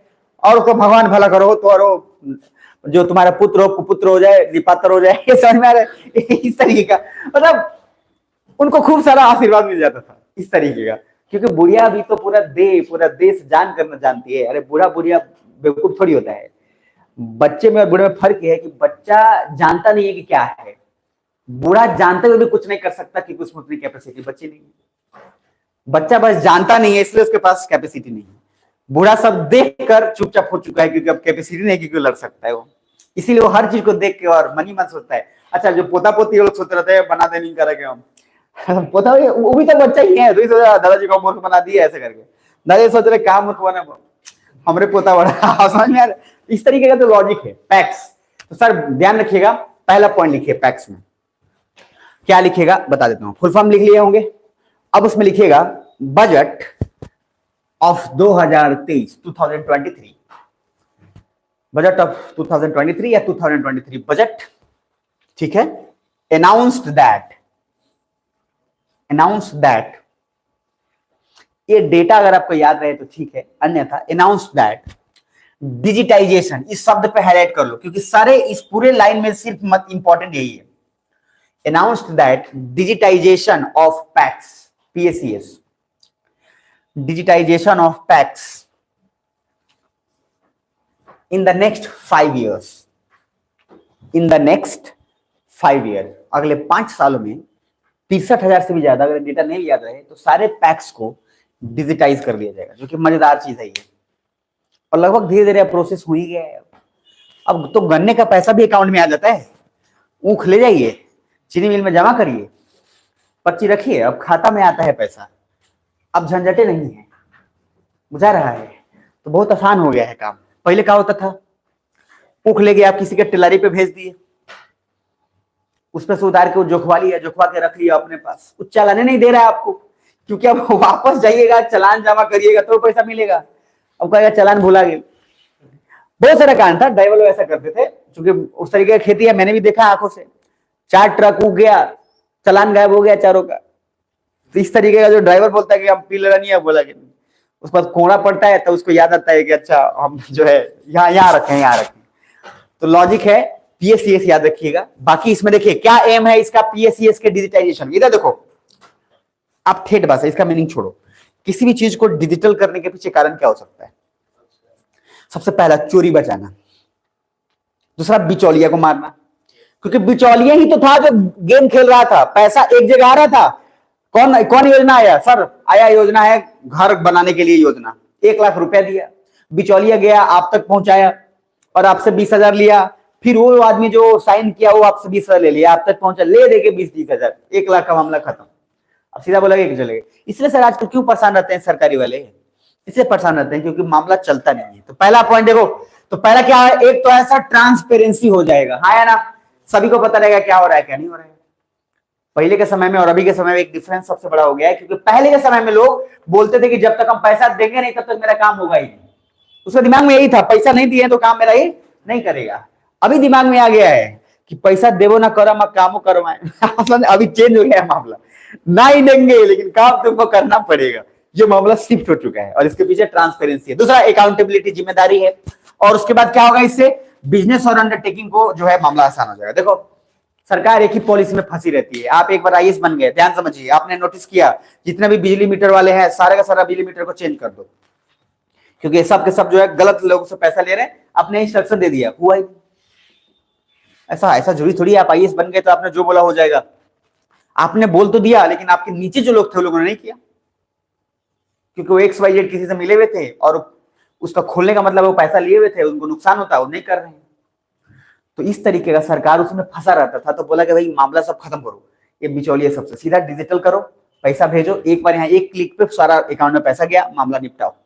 दूसरा point, it aims to help PACS become a nodal centre for providing various services such as direct beneficiary transfer. याद रहेगा ये हर जगह आएगा, जब तक आईएएस का पेपर दीजिएगा तब तक आएगा ये। दूसरा, and interest subvention scheme, crop insurance scheme, फसल, आप जानते हैं ना प्रधानमंत्री फसल बीमा योजना, फसल का भी तो बीमा योजना कराते हैं ना, उसका भी इतने सालों तक, इतने सालों का। फिर फर्टिलाइजर, सीड, तो सारा कुछ आता है। ओवरऑल बस याद रखिएगा कि क्या हमने पैक्स को डिजिटलाइज किया है या नहीं किया है, किया है बस। बाकी इसके अलावा आपको याद रहे तो ठीक है, अन्यथा कोई बात नहीं। ये वाला स्ट्रक्चर आपके काम का है जो बहुत जरूरी है। क्या दिख रहा है, जिंदा हो, जिंदा रहना। देखो एक क्वेश्चन पूछा था, उसमें बोला था कि पैक्स जो है वो एक टेम्पररी कोऑपरेटिव सिस्टम है या फिर वो परमानेंट है। ये बहुत इंपॉर्टेंट क्वेश्चन था और दिमाग चकराया था बहुत लोग का जिस साल ये पूछा था क्वेश्चन।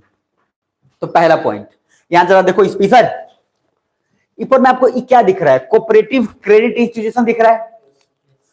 क्रेडिट मतलब क्या होता है, पैसा उधार ले लेना कि उधार दे देना। माने आप हो तो आप अपने हिसाब से तो समझ ही रहे हो ना, कि मतलब आप गए, आप अपने क्रेडिट पे पैसा लेके आ गए कि हाँ आप फलना राम केलावन सिंह यादव के बेटे हैं, इसलिए आपको चावल फ्री में दे दिया जाएगा। समझ में आ रहा है, और ये पैसा जब मर्जी तब चुकाएंगे। तो क्रेडिट सिस्टम है। आप मुझे बताओ, सरकार भी पैसा देती है लेकिन हर बैंक आपको किसी एक चीज के लिए पैसा नहीं दे सकता। जैसे IDBI बैंक है, तो इन्वेस्टमेंट के लिए बैंक पैसा आपको देती है कि भैया आप इन्वेस्टमेंट करेंगे और कुछ सरकारी किसान या इस तरीके के लोगों को दिया जाएगा। वैसे ही हर बैंक का नियम है। पहला पॉइंट, कोऑपरेटिव दो टाइप के होते हैं, एक होता है अर्बन, एक होता है रूरल। एक गांव में, एक शहर का। आप मुझे बताओ, शहर का जो बैंक होता है और जो गांव का बैंक होता है, दोनों का लिमिट सेम होता है कि अलग होता है? अलग होता है। आपका जो खाता शहर में होगा उसका लिमिट रखने का अलग होगा कि कम से कम 5-6 रुपया रखो, लेकिन आपका खाता गांव में होगा तो आपको बोला जाएगा कम से कम 1000 या 500 रुपया रखिए। क्या बुझा रहा है? तो दोनों का लिमिटेशन अलग। अब आते हैं अर्बन, दोनों दिमाग में रख लेना भैया, ये अभी ये बनवाऊंगा मैं, बट पहले समझ लो। देखो अर्बन कोऑपरेटिव बैंक, इधर क्या है, रूरल कोऑपरेटिव बैंक। और इनका क्रेडिट में, अच्छा ग्रामीण बैंक सुने आप लोग? जानते हो ग्रामीण बैंक तो सर लगभग हर जगह पे है, उस लेवल पे, छोटा बड़ा वो अलग बात है कि देख के पता नहीं चलता कि यहाँ पे ग्रामीण बैंक क्या है। उसका स्ट्रक्चर इस तरह से बना दिया जाता है कि ग्रामीण बैंक दिखता नहीं है, वो बस सर्च करने पे भी कभी कभी नहीं आता है। यहाँ देखो, रूरल कोऑपरेटिव बैंक में दो टाइप का किया गया, एक शॉर्ट टर्म, दूसरा लॉन्ग टर्म। क्या दिख रहा है? Short term, long term. अब आप मुझे आप देख के बताओ, ये जो पैक्स है ये शॉर्ट टर्म में है कि लॉन्ग टर्म में है? शॉर्ट टर्म में है। तो पहला बात जो बना रहा हूं उसको प्लीज एज इट इज तड़ाक से इसको खाली बनाइए और यहां पे इसको अपने से हाईलाइट करिएगा और नीचे वहां पे लिखिएगा PACS is a short term cooperative institutions. Quick fast, ये जैसे लिखा हुआ है खटाखट एकदम वैसे ही चेपो। हमारे लिए ये काम का नहीं है, हमको बस ये दिमाग में रखना है कि पैक्स का कनेक्शन सीधा इसके साथ है।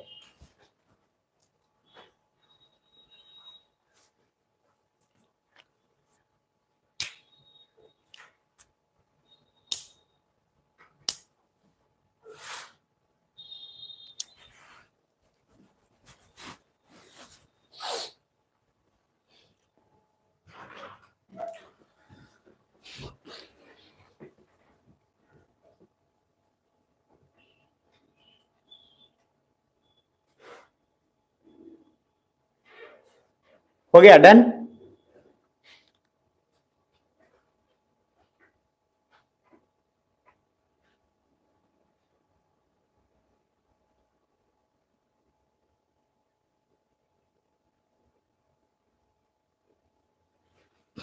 तेजी में, तेजी में।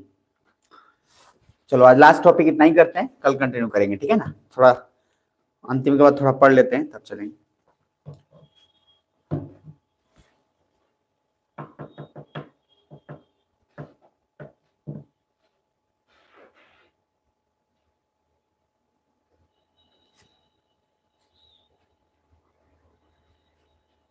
ठीक है जी। तो इतना बस दिमाग में आपको रखना है, उस पर हाइलाइट कर लिया ये वाला इसको याद रख लीजिएगा इतना। और नीचे यहाँ पे अगर आपको मिले तो यहाँ पे सीधा लिख लीजिएगा, या जहां पे ऊपर में मिले तो पैक्स, जहां पे आप लिखे हैं PACS is a short term credit institution. PACS is a short term credit institution.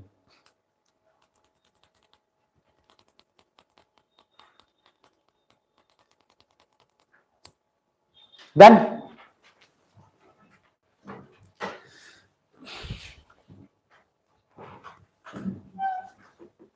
PACS is a short term credit institution, लिख लिया यहां तक।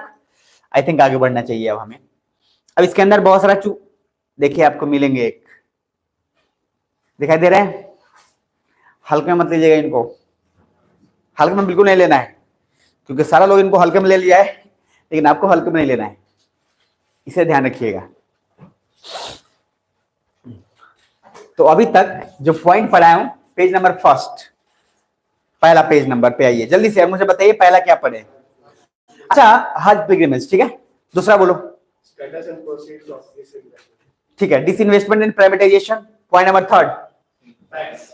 अब पैक्स, अब आपसे ना एक मैं कमाल का चीज कराने वाला हूं, ठीक है।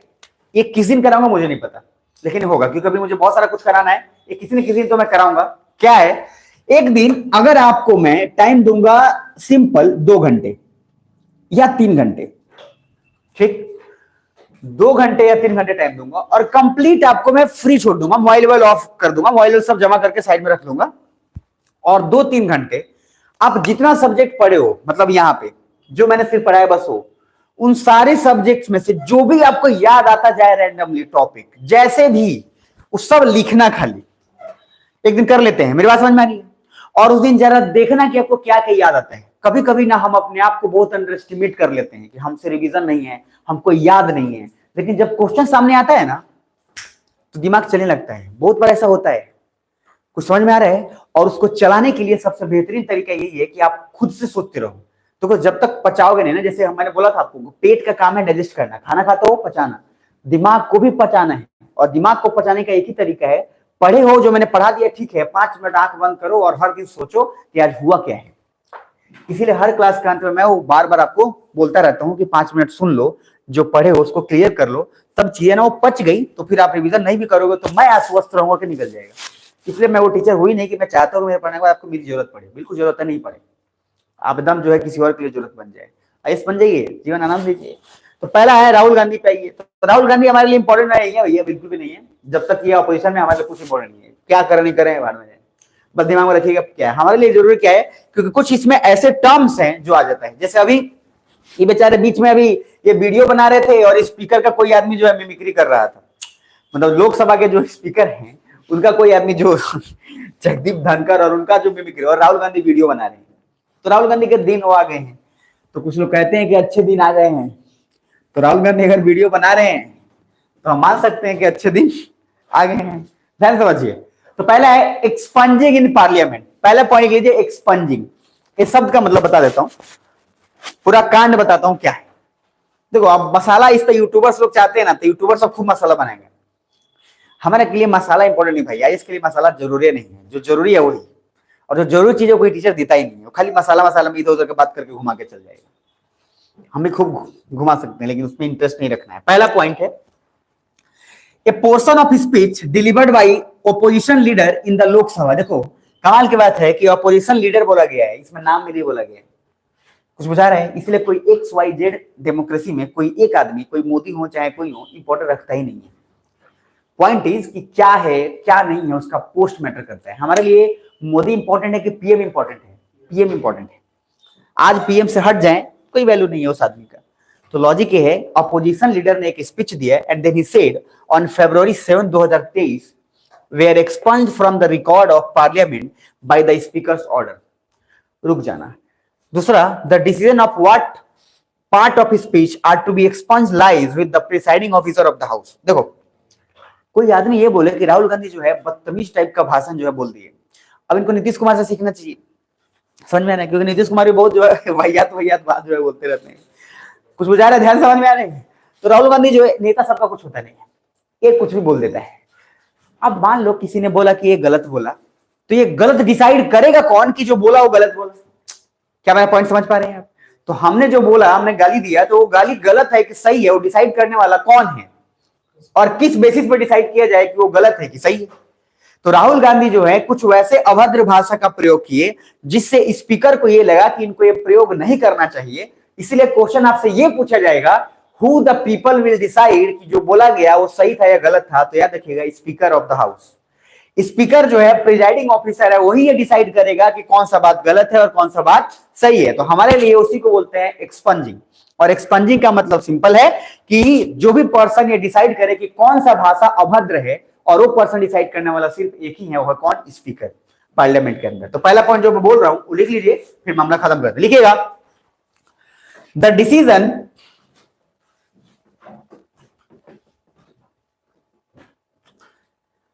that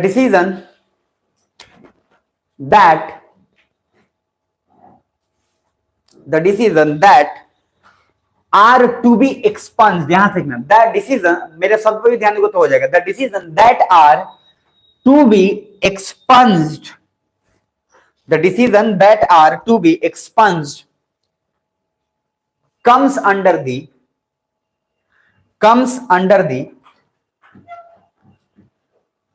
the presiding officer of the house। Presiding officer, presiding का सिंपल मीनिंग होता है monitor, presiding officer of the house, और ब्रैकेट में लिख लेना speaker. Presiding officer of the house.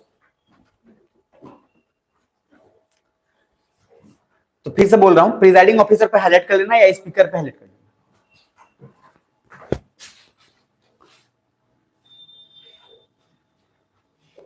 आप लोग कर देंगे। मोदी डिसाइड तो सर कर ही नहीं सकते। वो है जो काम भी करता है और ये भी बोलता है कि मोदी क्या है जी, बड़ा अच्छा बात बोलता है। जब मीटिंग में पूछा गया कि क्या याद है, देखो भैया वो सब हम नहीं बोले, सब कुछ हम पहले बोल देते हैं। मतलब सबसे अच्छा पीएम का बात ये लगता है कि पीएम अगर ये बोले कि दुनिया में इतने बड़े उपनिषद लिखे गए हो, इतने बड़े बड़े बड़े लोग आए फिलोसफिकल, उनको लोग याद नहीं रखे तो हमको कोई कैसे याद रखेगा? तो इस तरीके का मानसिकता है, ठीक मानसिकता है, ये खराब नहीं है। अपने आप को औकात में रखना ये बहुत अच्छा चीज है, और पीएम होने के बाद अपने आप को औकात में रखने तो बहुत बड़ा चीज है। राम जी महान काहे हैं? क्योंकि शक्ति होने के बावजूद भी नॉर्मल है। यहाँ कुछ लोग मुरेठा बांध के घूमते रहता है, 1 लाख रुपया आ जाता है, तो समझ में आ रहा है। तो प्रॉब्लम ये है कि पावर है, उसके बाद आप शांत हैं, इसलिए दिमाग में रखिएगा। लॉजिक है, देखिए जरा, तो रूल क्या कहता है, उसमें आपको आर्टिकल पूछा था, ये आर्टिकल काम का है हमारे लिए। तो लिखिएगा, अंडर द आर्टिकल 105 क्लॉज 2। अभी परेशान मत होना जिनको नहीं पढ़ाए हूं क्लॉज और ये सब कुछ, तो आ जाएगा। तो जिनको बाकी सबको पढ़ा दें, जो बाकी जिनको पॉलिटी नहीं पढ़ाऊं, तुरंत आपको मजा आएगा समझने में। अंडर द आर्टिकल 105(2) कौन? इंडियन कॉन्स्टिट्यूशन की पाकिस्तान की कॉन्स्टिट्यूशन? Indian constitution. तो अंडर द आर्टिकल 105 आप लिखेंगे तब भी ठीक है, अदरवाइज उसमें एक वर्ड है कि एमपी जो है मेंबर ऑफ पार्लियामेंट, वही संसद, सांसद, और सांसद में बस ये वो लकीर हटा दीजिए, संसद बन जाएगा पार्लियामेंट। तो मेंबर ऑफ पार्लियामेंट को कुछ चीज दिया हुआ है, देखिए इधर, जिसको बोलते हैं इम्यूनिटी। इम्यूनिटी दिया गया है कि from court proceeding for their statement parliament. इधर देखो, आप आईएएस बनोगे तो आईएएस में मैंने पोस्ट कुछ बताया था, इसलिए बार बार बोलते रहो, तो याद रखो। पहला पोस्ट रैंक आएगा तो क्या होगा? आईएएस। दूसरा अगर 1 से 100 के बीच तक आप है तो मिल पे करेगा, उसके बाद क्या हो जाएगा? आईएफएस। तीसरा हो जाएगा कौन? आईपीएस। उसके बाद आईआरएस। इधर देखो, हम बार बार बोलते रहते हैं मजा इसमें, इसमें जाओ, इसमें आईएफएस में खूब रिस्क वाला आदमी हो तो। आईएफएस का मैंने बोला था कि हर राजदूत को इम्यूनिटी मिला रहता है। राजदूत अगर कुछ कहीं बोलता है देश के दूसरे जगह पे तो उसको 3-4 छूट है। राजदूत पे अटैक होना मतलब देश पे अटैक होना, दूतावास पे अटैक होना मतलब उस देश पे अटैक होना। तो राजदूत को जो छूट मिला हुआ है, वैसा ही कुछ प्रेसिडेंट को छूट मिला हुआ है, वैसा ही कुछ गवर्नर को छूट मिला हुआ है। कुछ बुझा रहा है? उसी तरीके से मेंबर ऑफ पार्लियामेंट, एमपी लोगों को पार्लियामेंट में कुछ हद तक बोलने का कॉन्स्टिट्यूशन छूट दिया है। समझ में आ रहा है? तो कौन से आर्टिकल के तहत दिया है? 105 क्लॉज 2। ये बस इंपॉर्टेंट है कि सर इनका एक राइट है कि वो लोग इस लेवल पे बात बोल सकते हैं, पहला चीज। अब उसके बाद उस बात में बोला हुआ गलत है कि सही है, वो डिसाइड कौन करेगा? प्रिजाइडिंग ऑफिसर या स्पीकर डिसाइड करेगा। कुछ समझ में आ रहा है कि अकॉर्डिंग टू कॉन्स्टिट्यूशनैलिटी इसने कितना सही कितना गलत बोला है। दूसरा statement, However, their speech are subject to the discipline of the rules of parliament, the good word ध्यान रखना, good sense of its member and the control of proceeding by the speaker. तो जो बोला गया वो किस नियत से बोला गया वो सेंस बहुत मैटर करता है. उसके बाद रूल 380 अगर याद रहे तो ठीक है, नहीं तो in the Lok Sabha gives the speaker the discretion to expunge any word or expression used in the debate that are considered defamatory, indecent, unparliamentary or undignified. Last पर बोल रहा हूं, समझ लेना. तो स्पीकर को पावर है, लेकिन कैसे पावर दिया, किसे दिया है? अंडर रूल 380 कौन से चीज का ये पूछेगा? ROPA, rules of procedure. लिखो, मैं बोल रहा हूं, मैं जो बोल रहा हूं उसको लिखो पहले. Speaker has got the power under the rule 380. Speaker has got the power under the rule 380 of the अब यहां से छापना, rules of procedure and conduct of business in Lok Sabha. ये पूरा लिखना, under the rules of procedure and conduct of business in Lok Sabha.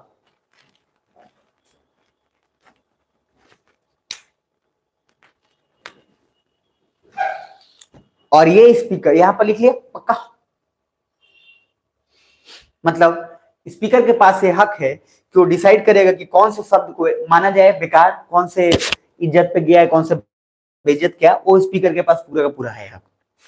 Clear है जी? तो sir अभी मैं 3 चीज बोला हूं, इसको गौर से समझना.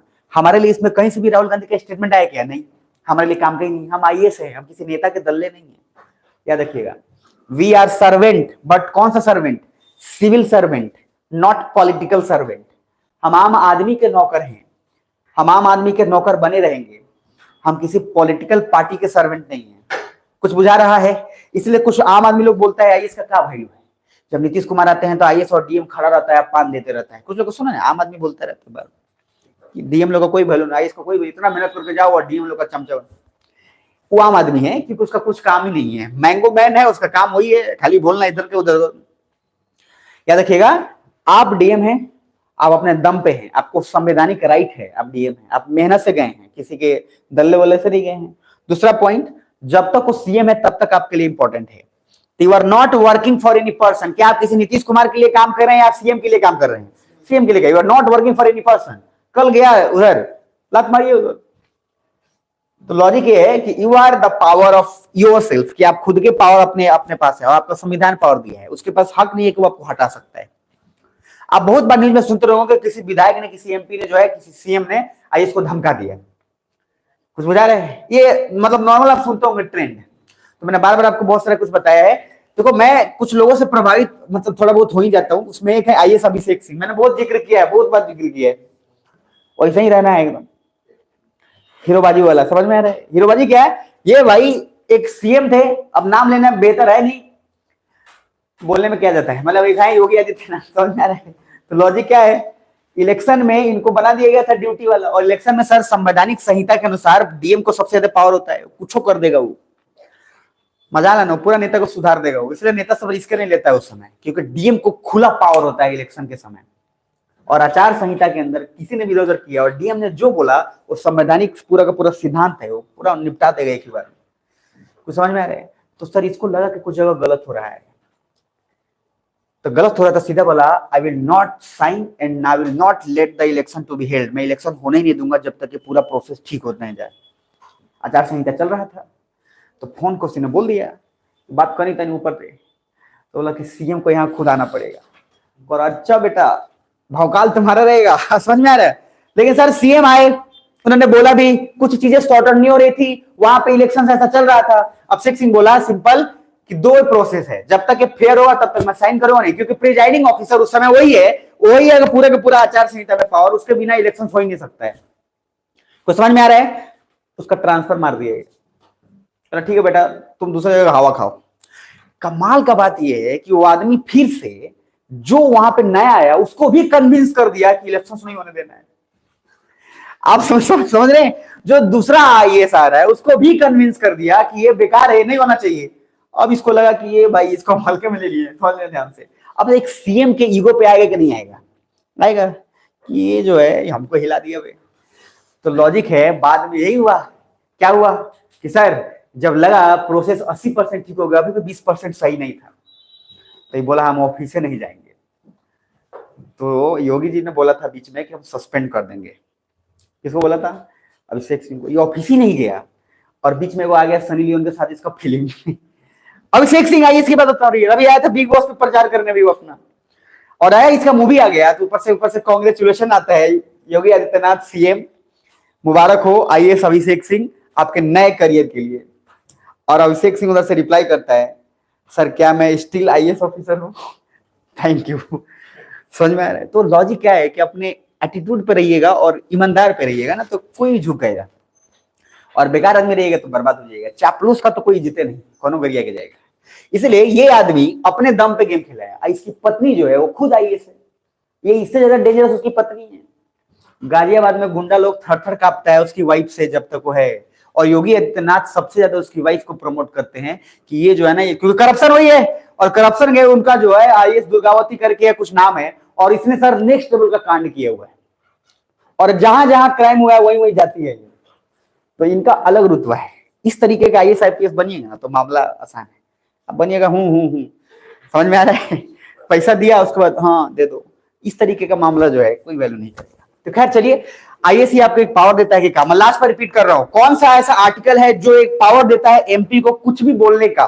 लगभग आर्टिकल कौन? 105 क्लॉज 2, कि कुछ भी बोल सकता है। लेकिन कुछ भी बोलने में आर्टिकल 380 नहीं बल्कि रूल 380 जो इसमें चलता है, रूल ऑफ प्रोसीजर और बिजनेस कंडक्ट के अंदर, वो स्पीकर को पावर देता है कि जो बोला गया है वो सही है कि गलत है वो डिसाइड करेगा। क्लियर है यहां तक? जोर से बोले ना। तो क्या स्पीकर डिसाइड करेगा या पीएम डिसाइड करेंगे? स्पीकर डिसाइड करेगा। और ओवरऑल अगर हम बात करते हैं पूरी तरीके से, तो सर हमको एक ही बात समझ में आता है कि एक्सपंजिंग हमारे लिए, एक्सपंजिंग मतलब बेकार की बात। आप मुझे बताओ, एक्सपंजिंग क्या बहुत कॉमन नहीं है इंडिया में? कोई भी नेता कुछ भी बोल देता है, क्या सीएम खो के नीतीश जी कुछ भी बोल देते हैं? तो इस तरीके का मामला हमारे लिए सोचनीय तो है। तो एक्सपंजिंग चलता है, इसीलिए हम एक्सपंजिंग को बहुत माथा पे नहीं चढ़ाते हैं, हम उसको सिंपली इग्नोर कर हुए आगे बढ़ते चले गए। इसलिए भूटान जो है, आप सोच के देखिए, भूटान हमसे सीखने आया था तो भूटान बोला हम ये नहीं सीखेंगे। समझ में आ रहा है कि नेता सब यहाँ कुर्सी चलाकर फेंक दे रहा है, कुछ गरिया दे रहे हैं, तो भूटान ही नहीं सीखा हमसे। आई थिंक अच्छा ही वो नहीं सीखा, तो भूटान भी पगला जाता। समझ में आ रहा है? तो ओवरऑल इतना दिमाग में रखिएगा। इसमें कुछ कुछ वर्ड है कि क्या क्या नहीं बोला जाता था, अनपार्लियामेंट्री वर्ड स्कूल में भी तो बोला जाता था, हॉस्टल में, कि जो है आप क्या बोलते थे उसको, असंसदीय भाषा का इस्तेमाल ना करें, संसदीय भाषा का इस्तेमाल करें। समझ में आ रहा है? जब संसदीय भाषा में सांसद खुद संसदीय भाषा इस्तेमाल नहीं कर रहे हैं, तो स्कूल में कोई कैसे उम्मीद कर सकता है कि वो जो इस्तेमाल करेगा? कुछ कुछ है। तो इस तरीके का जो मामला है यार, देखिए जरा, तो लोकसभा से ग्रेड है, याद रहे तो ठीक है, तो कोई बात नहीं। अब ये ओवरऑल बस इतना दिमाग में रखिएगा, इसके अलावा प्लीज कुछ भी जरूरत नहीं है। एक वर्ड अगर कहीं कभी कभी पूछ देता है, लिख लो, यहीं पे लिख लो, लिखना लोकसभा। ये जिनको पता है वो तो जानते हैं, जिनको नहीं पता है वो लिख लो। लोकसभा का जो हेड हो एक तरह से कौन हो गया? स्पीकर। देखो हम राज्यसभा में भी स्पीकर बोल सकते हैं, लेकिन राज्यसभा के जो मेन होते हैं उनको चेयरपर्सन बोलते हैं। ये थोड़ा याद रखना, काम का चीज है। ये मत बोल देना कि स्पीकर ऑफ द राज्यसभा। देखो कुछ शब्द वही मीनिंग वही रहता है, लेकिन बोलने में तो बनता है ना अलग, आपको उस पर्टिकुलर शब्द को बोलना पड़ेगा। और जैसे मॉनिटर है, क्लास का मॉनिटर वो भी है, तो उसको आप स्पीकर तो नहीं बोल सकते।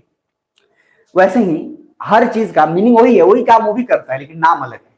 कर्जा, लेकिन एक ईएमआई, दोनों फर्क है ना भाई, एक कर्जा एक ईएमआई। तो इसीलिए दिमाग में रखिएगा। तो सर लोकसभा में हेड कौन? स्पीकर की चेयरपर्सन, स्पीकर। और राज्यसभा में कौन? चेयरपर्सन। ये याद रखिए। इसलिए जब राज्यसभा के लिए वर्ड इस्तेमाल करिएगा तो स्पीकर के इस्तेमाल से बचिएगा, वहां चेयरपर्सन इस्तेमाल करिएगा। यहां तक क्लियर है जी? ये दिमाग में रखिएगा। अब उसके बाद बाकी have the job of keeping such words out of parliament record। ये लोग का काम यही रहता है, मैंने बोला ना, ये लोग सिर पे चढ़ाते नहीं ऐसे बातों को, लोग इग्नोर ही कर देते हैं। तो स्पीकर, और अब बड़े सोच है, बड़े आदमी बनने वाले, आईएएस बनने वाले, छोटी छोटी बातों को हटाओ ना उधर, क्या फंसते हो छोटी छोटी। मैंने ये कहानी बताया था ना, गीत वाला बताया था जाने से पहले, इसलिए बताया था कि 2024 में गिद्ध को जब कौवा मारता है तो गिद्ध इतना ऊपर चल जाता है खुद कि कौवा खुद छूट जाता है। अब गिद्ध अगर कौवा से लड़ने लगे तो फिर क्या ही उसका इज्जत रह जाएगा। इसलिए सुअर के साथ लड़के सुअर नहीं बनना है, सुअर को इग्नोर करिए, आगे बढ़ते रहिए, तब मामला आसान होगा। नहीं तो सर फंस जाएगा, छोटे छोटे लोग नहीं होगा, इससे नहीं होगा, इससे इसके बस का नहीं है। ऐसा बहुत सारा बात सुनने को मिलेगा। सबके बात को इग्नोर करिए, चुपचाप उड़ान भरिए, अपना काम करते रहिए, इतना ऊपर उठ जाइए कि हरामखोर उसके कैपेसिटी से ही बाहर चल जाइए। कि पहुंचने के लिए उसको जीवन भर लग जाए आप सोचने के लिए कि हम कैसे पहुंच पाएंगे। सिंपल है। तो आइए बनिए चुपचाप, और जो है छोटे छोटे चक्कर मत पड़िए, किसी के बात में यहाँ से नहीं होगा वहां से नहीं होगा, इन सब के लिए टाइम कहाँ मिल जाता है आपको, पढ़ते रहो दिन भर। तो पहला पॉइंट है last overall nuclear power capacity, दिख रहा है? तो ये जरा लिख लो, ये हमारे लिए जरूरी है, ये आएगा। आज हम इतना ही रखेंगे, बाकी कल कंटिन्यू करेंगे, ठीक है? ये अंतिम है, अंतिम के बाद देखते हैं 2 और हो जाएगा तो ठीक है, नहीं तो इसको यहीं पे खत्म कर लेंगे। अंतिम, इंडिया न्यूक्लियर पावर कैपेसिटी। इसके बाद का जितना भी न्यूज में है ना, बहुत जरूरी है। आप लोग को अगर बुरा भी लग रहा होगा ना करंट अफेयर है अच्छा, तब भी आप पढ़ लीजिएगा। बुरा तो ऐसे नहीं लगेगा, अपन बुरा पढ़ाते नहीं है, लेकिन लगे फिर भी पचा लीजिएगा, क्योंकि इसका फायदा ये है कि इसमें सारा सब्जेक्ट डिस्कशन हो जाएगा। जो लोग पेपर देने वाले हैं, लोग पेपर नहीं देने वाले हैं, 25 में पेपर दीजिएगा तब भी आपको काम आएगा, क्योंकि यूपीएससी में 2 साल का करंट अफेयर काम आएगा ही आएगा। इसलिए पढ़ा रहे हैं तो दिमाग में रखिएगा, नहीं तो यहाँ पे किसको फर्क पड़ता है। यहाँ करंट अफेयर के नाम पे आलू प्याज पढ़ाया जाता है, आलू प्याज महंगा, टमाटर सस्ता। 3-4 को बच्चा है करे सर खाली आलू प्याज हमको 6 दिन से पढ़ाया तो हम बोले भाई जो भी है जैसे है मुझे नहीं पता, बट यहाँ पे तो उस तरीके के कांड है ही। मतलब सिंपल बोलता हूँ कि पिछले 20 साल से कोई हरामखोर यहाँ पढ़ा रहा है, क्या पढ़ा रहा है कि अभी तो कोई रिजल्ट नहीं है। वो अपना घर चला रहा है और कुछ नहीं, इसलिए घर चलाने के लिए नहीं पढ़ाना है ना पढ़ना है, ध्यान रखिएगा। चलिए, तो इंडिया का कैपेसिटी कुछ है, न्यूक्लियर पावर कैपेसिटी दिख रहा है कुछ। पहला पॉइंट एक दिख रहा होगा कि मुझे आप देख के बताइए कि कैपेसिटी बढ़ा है कि घटा है। पहला लाइन पढ़ लो, क्या लिखा हुआ है? India nuclear power capacity experienced a significant increase by 2021-22, it had risen to 47,112 million unit. देखो, न्यूक्लियर का जो है पावर का कैपेसिटी, मतलब मैंने जिनको आईआर में पढ़ाया था, 3 चीज पढ़ाया था न्यूक्लियर का। 3 तरीके के न्यूक्लियर होते हैं ना, कौन सा होता है? Civil grade, military grade, and military grade से पहले मेडिकल ग्रेड। क्लियर है ना? इधर देखो, न्यूक्लियर का मेन पर्पस हमारे यहाँ है इलेक्ट्रिसिटी को जनरेट करना, और हमने अगर इसका इस्तेमाल नहीं किया रहता तो आज गांव-गांव तक बिजली नहीं पहुंचता। जो आज आने वाले जो पिछले 5-10 सालों में गांव में बत्ती नहीं पहुंचा था, आज वहां तक भी बत्ती पहुंचा हुआ है। और कहीं कहीं तो गांव में इतना ज्यादा बिजली रह रहा है, उतना ज्यादा शहर में नहीं रहता है, बुझा रहा है। तो गांव आजकल जो है शहर हो गया, और शहर क्या हो गया है? गांव। तो दिमाग में क्या रखिएगा, ये इसका न्यूक्लियर कैपेसिटी है, इसलिए आपको हमेशा रहता है और हमेशा आपको इस पर रिपोर्ट तैयार करना है। तो लिखिए पहला, India's nuclear power capacity has significant increased या सिग्निफिकेंटली इंक्रीज्ड, बस इतना ही लिखिएगा। India's nuclear power capacity has significantly increased.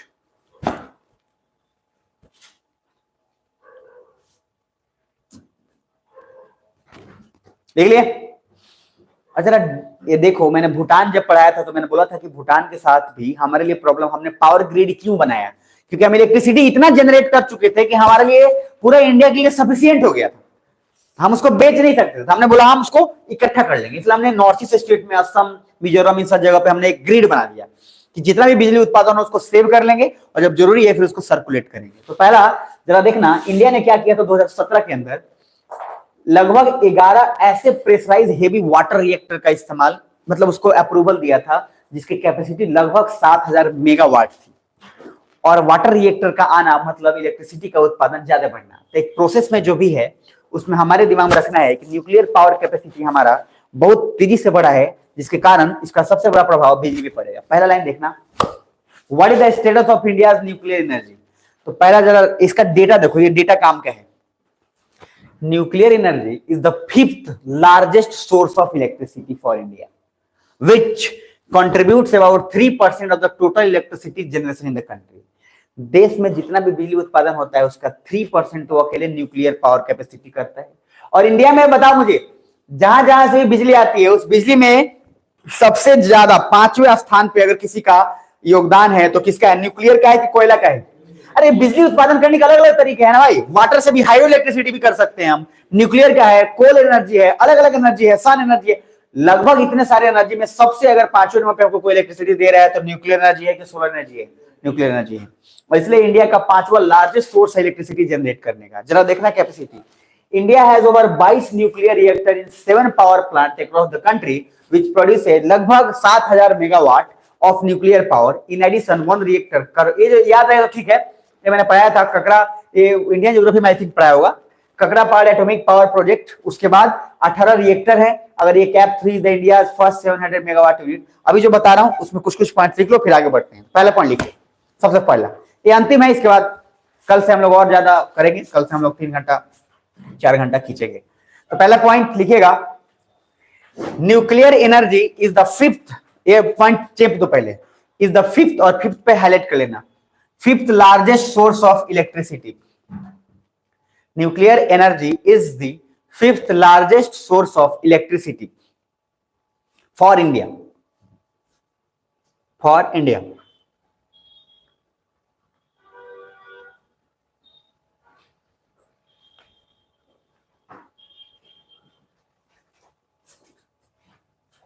ठीक है। दूसरा ये वाला लिखिएगा, कैप 3, फुल फॉर्म लिखना उसका जरूर, कैप अलग से लिखना है इसको, कैप 3, और फुल फॉर्म यहां simple, Kakrapar atomic power project, Kakrapar atomic power project, cap 3। और इसमें है, इसका खासियत यह है कि इंडिया का पहला 700 मेगावाट जो है इलेक्ट्रिसिटी यूनिट इसमें हो सकता है जनरेट। तो India's first 700 megawatt unit, Kakrapar 3 लिख लीजिएगा, काकरापार 3 फुल फॉर्म के साथ, is the India's first 700 megawatt unit.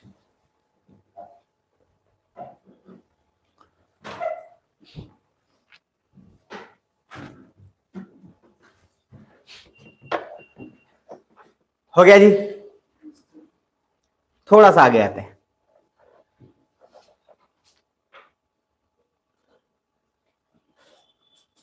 एक न्यूज में मुझे बताना था आपको, वो थोड़ा नेसेसरी है। नमस्ते स्कीम के बारे में मैंने बताया था कि जो लोग नाली वाला साफ करते हैं तो उनके लिए अलग से स्कीम चला, जिसमें कि इंसानियत के नाम पे जिस तरीके का उसको अलग करने का, मैं देख लेता हूं, नहीं तो मैं कल करा दूंगा। एक सेकेंड,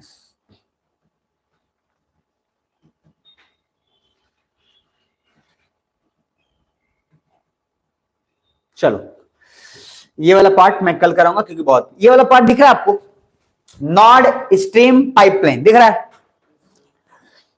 ये बहुत आजकल का ना सबसे सेंसिटिव मुद्दा है, ये पहले समझ लेना ध्यान से। सब सुन पा रहे हो? एक बार लास्ट 5 मिनट जगे रहो थोड़ा, क्या सुन पा रहे हो? नो। तो सर नॉर्ड स्ट्रीम पाइपलाइन देखो, आजकल देखोगे ना, जैसे अगर आप दिल्ली, चंडीगढ़, मेट्रोपॉलिटन बड़े बड़े शहर में जाएंगे तो गैस का मैंने बोला था मीटर होता है, जितना आप सिलेंडर इस्तेमाल करेंगे उतना पे करना पड़ता है, जैसे बिजली बिल पे करते हैं, ठीक है जी। जैसे मान लो मैंने लगवाया हुआ था दिल्ली के अंदर, तो बहुत सस्ता में काम हो जाता है, ठीक ठाक लेवल पे काम, सिलेंडर का झंझट नहीं, लगवाओ, यूज करो। कुछ जन इतना खाना बनाते हैं कि अलग अलग, तो उनके लिए भाई गैस है, ठीक है, क्योंकि उसमें क्या है, अनलिमिटेड आपको मिल रहा होता है। अब जरा देखिएगा, मोतिहारी के अंदर भी ये सिस्टम है, और मोतिहारी नेपाल के लिए सबसे बड़ा एक ब्लंडर चीज ये भी बन रहा है अभी, जो कि आपको 2025 के या 25 तक या उससे पहले ही आपके घर घर तक लगभग गैस पाइप पहुंच जाना चाहिए। बीच में इस पे विवाद बहुत हो गया। अभी आप देखिएगा ना, तो गैस पाइपलाइन बहुत अलग अलग लेवल पर बिछाया जा चुका है, गैस पाइपलाइन बिछाया जा चुका है, बस उसमें राजनीति का कुछ आ रहा है। एक मैं वर्ड दिखा रहा हूं, उसके बाद हम पूरा डिटेल इसको पढ़ेंगे। इसमें कहीं देखो तो आपको कहीं मोतिहारी मिल रहा है क्या? पढ़ो तो जरा, क्योंकि रसिया यूक्रेन की लड़ाई के पीछे एक ही कारण है, गैस पाइपलाइन, इसलिए मुझे इसको डिटेल में कवर करना है। आपको नहीं दिख रहा है? देख लो, इसमें दिखेगा, कहीं ना कहीं दिखेगा, दौड़ाओ आंख, दिमाग और आंख दोनों। गैस पाइपलाइन मैं बता रहा हूँ, गैस पाइपलाइन का अलग अलग होता ही है। अभी पहले इसमें देखो मोतिहारी लिखा हुआ है कि नहीं लिखा हुआ है? कहीं नहीं जा रहा नजर ना, चलो इसमें कहीं लिखा हुआ है, ध्यान से देखना। अगर 2 पेज दोनों में सब मिल गया, उसका समझना 2 जनवरी याद मनाएंगे हम लोग। ठीक है, 1 जनवरी तो मना चुके हो, 2 जनवरी याद मना लेंगे। नहीं दिखा ना, तो मैं आपको, क्योंकि मुझे आप पे पूरा भरोसा है, इन दोनों पेज में मोतिहारी नहीं है आप लोग के अकॉर्डिंग, क्लियर है? ठीक है, इस पेज में कहीं है, इसमें तो होने का सवाल ही नहीं पता होता है। अब दोनों में से आपको कहीं पे भी मोतिहारी नहीं दिखने को मिला है ना, चलो ठीक है। अब नॉर्ड स्ट्रीम पाइपलाइन जो है, दिमाग में रखना, इसको समझा देता हूं। मोतिहारी मिलेगा आपको, मिलेगा, अभी आएगा, पहला पॉइंट समझ लेना। ये मैप जिनको पढ़ा चुका हूं उनको तो समझ में थोड़ा बहुत आएगा, जिनको नहीं पढ़ा चुका हूं चिंता मत करना, जब आएगा तो हो जाएगा। तो पहला पॉइंट है, recent claim made by investigating journalists regarding the bombing of the Nord Stream gas pipeline September 2022 have ignited intense discussion and controversies। देखो मैं मोटा मोटा मीनिंग बताता हूं क्योंकि मुझे इसको डिटेल में कवर करना है, तो मैं इसको सस्ते में ऐसे नहीं पढ़ा के निकलूंगा, इसको अच्छे से मैं कवर कल कराऊंगा। पहला पॉइंट देखो, इधर समझ लो बस ताकि दिमाग में एक लाइन आ जाए। देखो रसिया तो जानते हैं आप लोग, तो रसिया जो है ये गैस पाइपलाइन का ठीक ठाक सोर्स इसके पास है और ये ठीक ठाक लेवल पे गैस जो है दूसरे को देता है, ध्यान से समझना। लेकिन उधर यूके के पास भी ठीक ठाक सप्लाई है, ब्रिटेन ओवर के पास, उसके पास भी बढ़िया बढ़िया है। रसिया ने एक दिमाग लगाया और रसिया ने क्या किया, अगर देखो यहां से मैप पे ऑब्जर्व करोगे तो ये जर्मनी दिख रहा है आपको, और अगर आप यहां जाएंगे मुझे खुद आप बताना ये रसिया का पूरा हिस्सा है या ना, मतलब इधर साइड वाला। अब सर जिनको यूरोप पढ़ा है वो नॉर्वे, स्वीडन, फिनलैंड, उसके बाद इस्तोनिया, लातविया, लिथुआनिया, है ना, तो ये बाल्टिक कंट्री ये वाला पार्ट हो गया, और उसको उधर जितना कवर कर रहा है कौन कर रहा है, रसिया। तो रसिया से ये पूरा बिछाते हुए इस बाल्टिक सी से होते हुए वो अपना पाइपलाइन पहुंचा दिया लगभग जर्मनी में। किसने पहुंचाया, रसिया ने। अब सर यूके में अगर, हाँ इस मैप पे भी देख लो ना, ये तो है यहाँ पे, आप जरा देख लो। इंटरेस्टिंग बात है कि अगर सोच के देखो, रसिया ने अगर पहुंचा दिया है कहां पे, यूरोप के अंदर, अगर जर्मनी में, तो जो ये वाला पूरा पार्ट है यानी कि यूके का है, चाहे जो है नाटो तो संगठन जितना कोई है, तो उन लोगों का एक्सपोर्ट घटेगा कि बढ़ेगा, घटेगा। और रसिया ने सस्ता देना शुरू कर दिया। रसिया बोला हम सस्ता देंगे तुमको, चिंता मत करो, ठीक है। और रसिया का मेन मुद्दा ये है कि रसिया सीधा वहां से होते हुए लगभग अफ्रीका तक पहुंचना चाहता है, और वो उसका गैस पाइपलाइन अनलिमिटेड पहुंचेगा, क्योंकि जैसे ही अगर यहां तक आ गया, उधर जर्मनी तक पहुंच ही गया है, पढ़ाया था आपको जर्मनी किसी ऐसे भी नहीं, है ना। तो जर्मनी तक अगर पहुंच गया तो जर्मनी से फिर उसको आराम से इसके थ्रू होते हुए मेडिटेरेनियन सी के होते हुए आना आसान है। और मैंने बोला था आपको में पढ़ाया था, तो मेडिटेरेनियन सी में जगह भी मांगा था रसिया, अरे बहुत पहले, जिसके लिए टर्की के कारण विवाद भी हुआ था, और मेडिटेरेनियन सी में रास्ता मांगा कि हमको थोड़ा रास्ता दे दो, तो इसलिए रास्ता भी इसलिए भी मांगा कि हम वहां से पाइपलाइन यहां तक लाएंगे। तो कोई भी प्लान फ्यूचरिस्टिक होता है, वो प्लान टेम्परेरी नहीं होता है, इसलिए किसी चीज का प्रॉफिट टेम्परेरी मत देखिए कि सर अभी ये है नहीं है। तो रसिया का ये विवाद बनता चला गया। इधर देखो जैसे ये विवाद बना तो यूक्रेन ने एक बात बोला कि बेटा ऐसा है, हमको भी दो, प्रॉफिट में से हमको भी दो। बिहार में नहीं होता है, प्रॉफिट कमाइएगा तो क्या मांगेगा, सब रंगदारी, हाँ फिरौती, फिरौती मांगेगा, या कोई भी फिरौती मांग लेता है। रसिया ने यूक्रेन जो है ऐसा हुआ तो यूक्रेन ने भी मांगा, यूके ने भी बोला कि आप हमारे टेरिटरी में आ रहे हैं, अरे भाई आप यूरोप में एंट्री मार चुके हैं। तो रसिया ने बोला कि तुम्हारे बाप का एरिया नहीं है, क्योंकि Germany is not under the control of UK और anything, Germany is independent country. Germany जब खुद एक स्वतंत्र है तो जर्मनी खुद डिसाइड करेगा कि क्या करना नहीं करना, या यूके डिसाइड करेगा, जर्मनी डिसाइड करेगा। और अंग्रेज क्यों इतना कूदते फांदते, क्योंकि अंग्रेज को हमेशा से आदत लगता है बीच में पैर बनाने का, अंग्रेज का अमेरिका का यही आदत है। उसको कोई बुलाएगा नहीं, लेकिन बोलेगा नहीं हमारे, कुछ समझ में आ रहा है। ये दोनों लोग का पहले से ये पुराना जो है आदत है। तो ओवरऑल कहने का मतलब ये है, नॉर्ड स्ट्रीम को हम पूरा ओवरऑल कल कवर करेंगे, आज पूरा कवर नहीं करेंगे। क्लियर है जी, क्योंकि मुझे इसमें डिटेल बताना है, जो मोतिहारी और नेपाल का भी इसके कारण समस्या क्रिएट हुआ है, तो आज इसको खत्म नहीं करना है। तो अभी तक जो पढ़ाया हूँ, लास्ट टॉपिक क्या पढ़ाया हूँ बताओ जल्दी, आज के लिए लास्ट टॉपिक, इसको छोड़ दो, अभी लिखवाया नहीं हूं मैं, इसको छोड़ के लास्ट टॉपिक क्या पढ़ाया हूं। तो इंडिया का क्या बड़ा, न्यूक्लियर पावर बताया ना। तो न्यूक्लियर पावर में क्या है, फिफ्थ लार्जेस्ट है इंडिया, मतलब सोर्स फिफ्थ में है इलेक्ट्रिसिटी में या फोर्थ में, मतलब इंडिया में जितने भी बिजली उत्पादन होता है उस बिजली उत्पादन का लगभग जो 5वें नंबर पे सोर्स है वो न्यूक्लियर पावर से हमें मिलता है, जो कि हमारे लिए एक बहुत बड़ा इंपॉर्टेंट चीज है। अब नेक्स्ट हेडिंग एक डाल के छोड़ दीजिए और उसको हम लोग वहीं से कल शुरुआत करेंगे, और वो हेडिंग है ग्रीन स्टील, नहीं ये वाला, इसको नहीं छोड़ेंगे, डिजिटल पेमेंट उत्सव, डिजिटल पेमेंट उत्सव कल हम लोग यहीं से कंप्लीट करेंगे। देखो इस बार पॉलिसी पे बहुत क्वेश्चन आएगा, मैं देखो हाथ जोड़ के नम्र निवेदन कर रहा हूं, जितना पॉलिसी करा रहा हूं आप देख लेना। 26 मई को एग्जाम है, एग्जाम के बाद आपको क्वेश्चन पेपर मिलेगा, और आप देख लेना A to Z छपा हुआ मिलेगा आपको। जिस साल इलेक्शन होगा उस साल पॉलिसी के क्वेश्चन आएंगे ही आएंगे, बेसिक चीज है ये, कोई भी आदमी पढ़ेगा, मैं क्या, कोई भी आदमी जो नॉलेजेबल है, जो जेन्युइन नॉलेज रखता है और नियत साफ है, वो सही बताएगा। समझ में आ रहा है, अभी बस्ता पैक नहीं करिएगा, ठीक है। तो अब पहला पेज ओपन करिए जो आज हम पढ़े हैं, जल्दी से ओपन करिए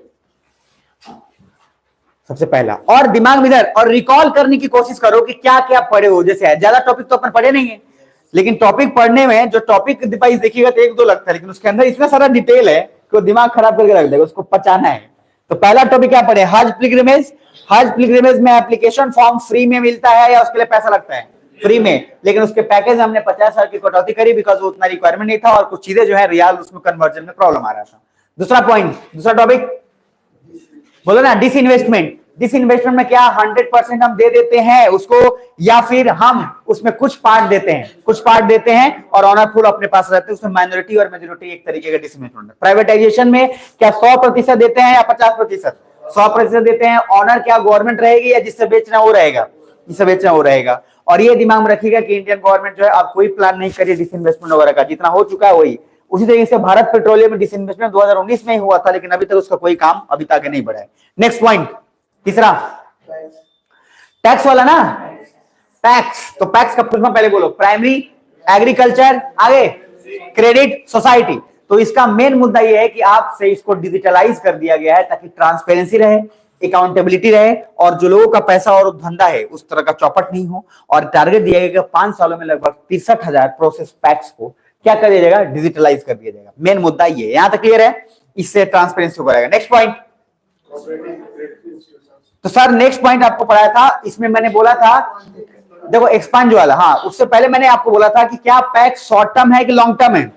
शॉर्ट टर्म क्रेडिट सोसाइटी है और ये आपको दिमाग में रख लेना है। नेक्स्ट है एक्सपंजिंग वाला। एक्सपंजिंग में मैंने बोला था कि हमारे लिए कोई पर्सन इंपॉर्टेंट नहीं है, लेकिन एमपी को एक आर्टिकल है, कौन सा आर्टिकल है? 105 क्लॉज 2।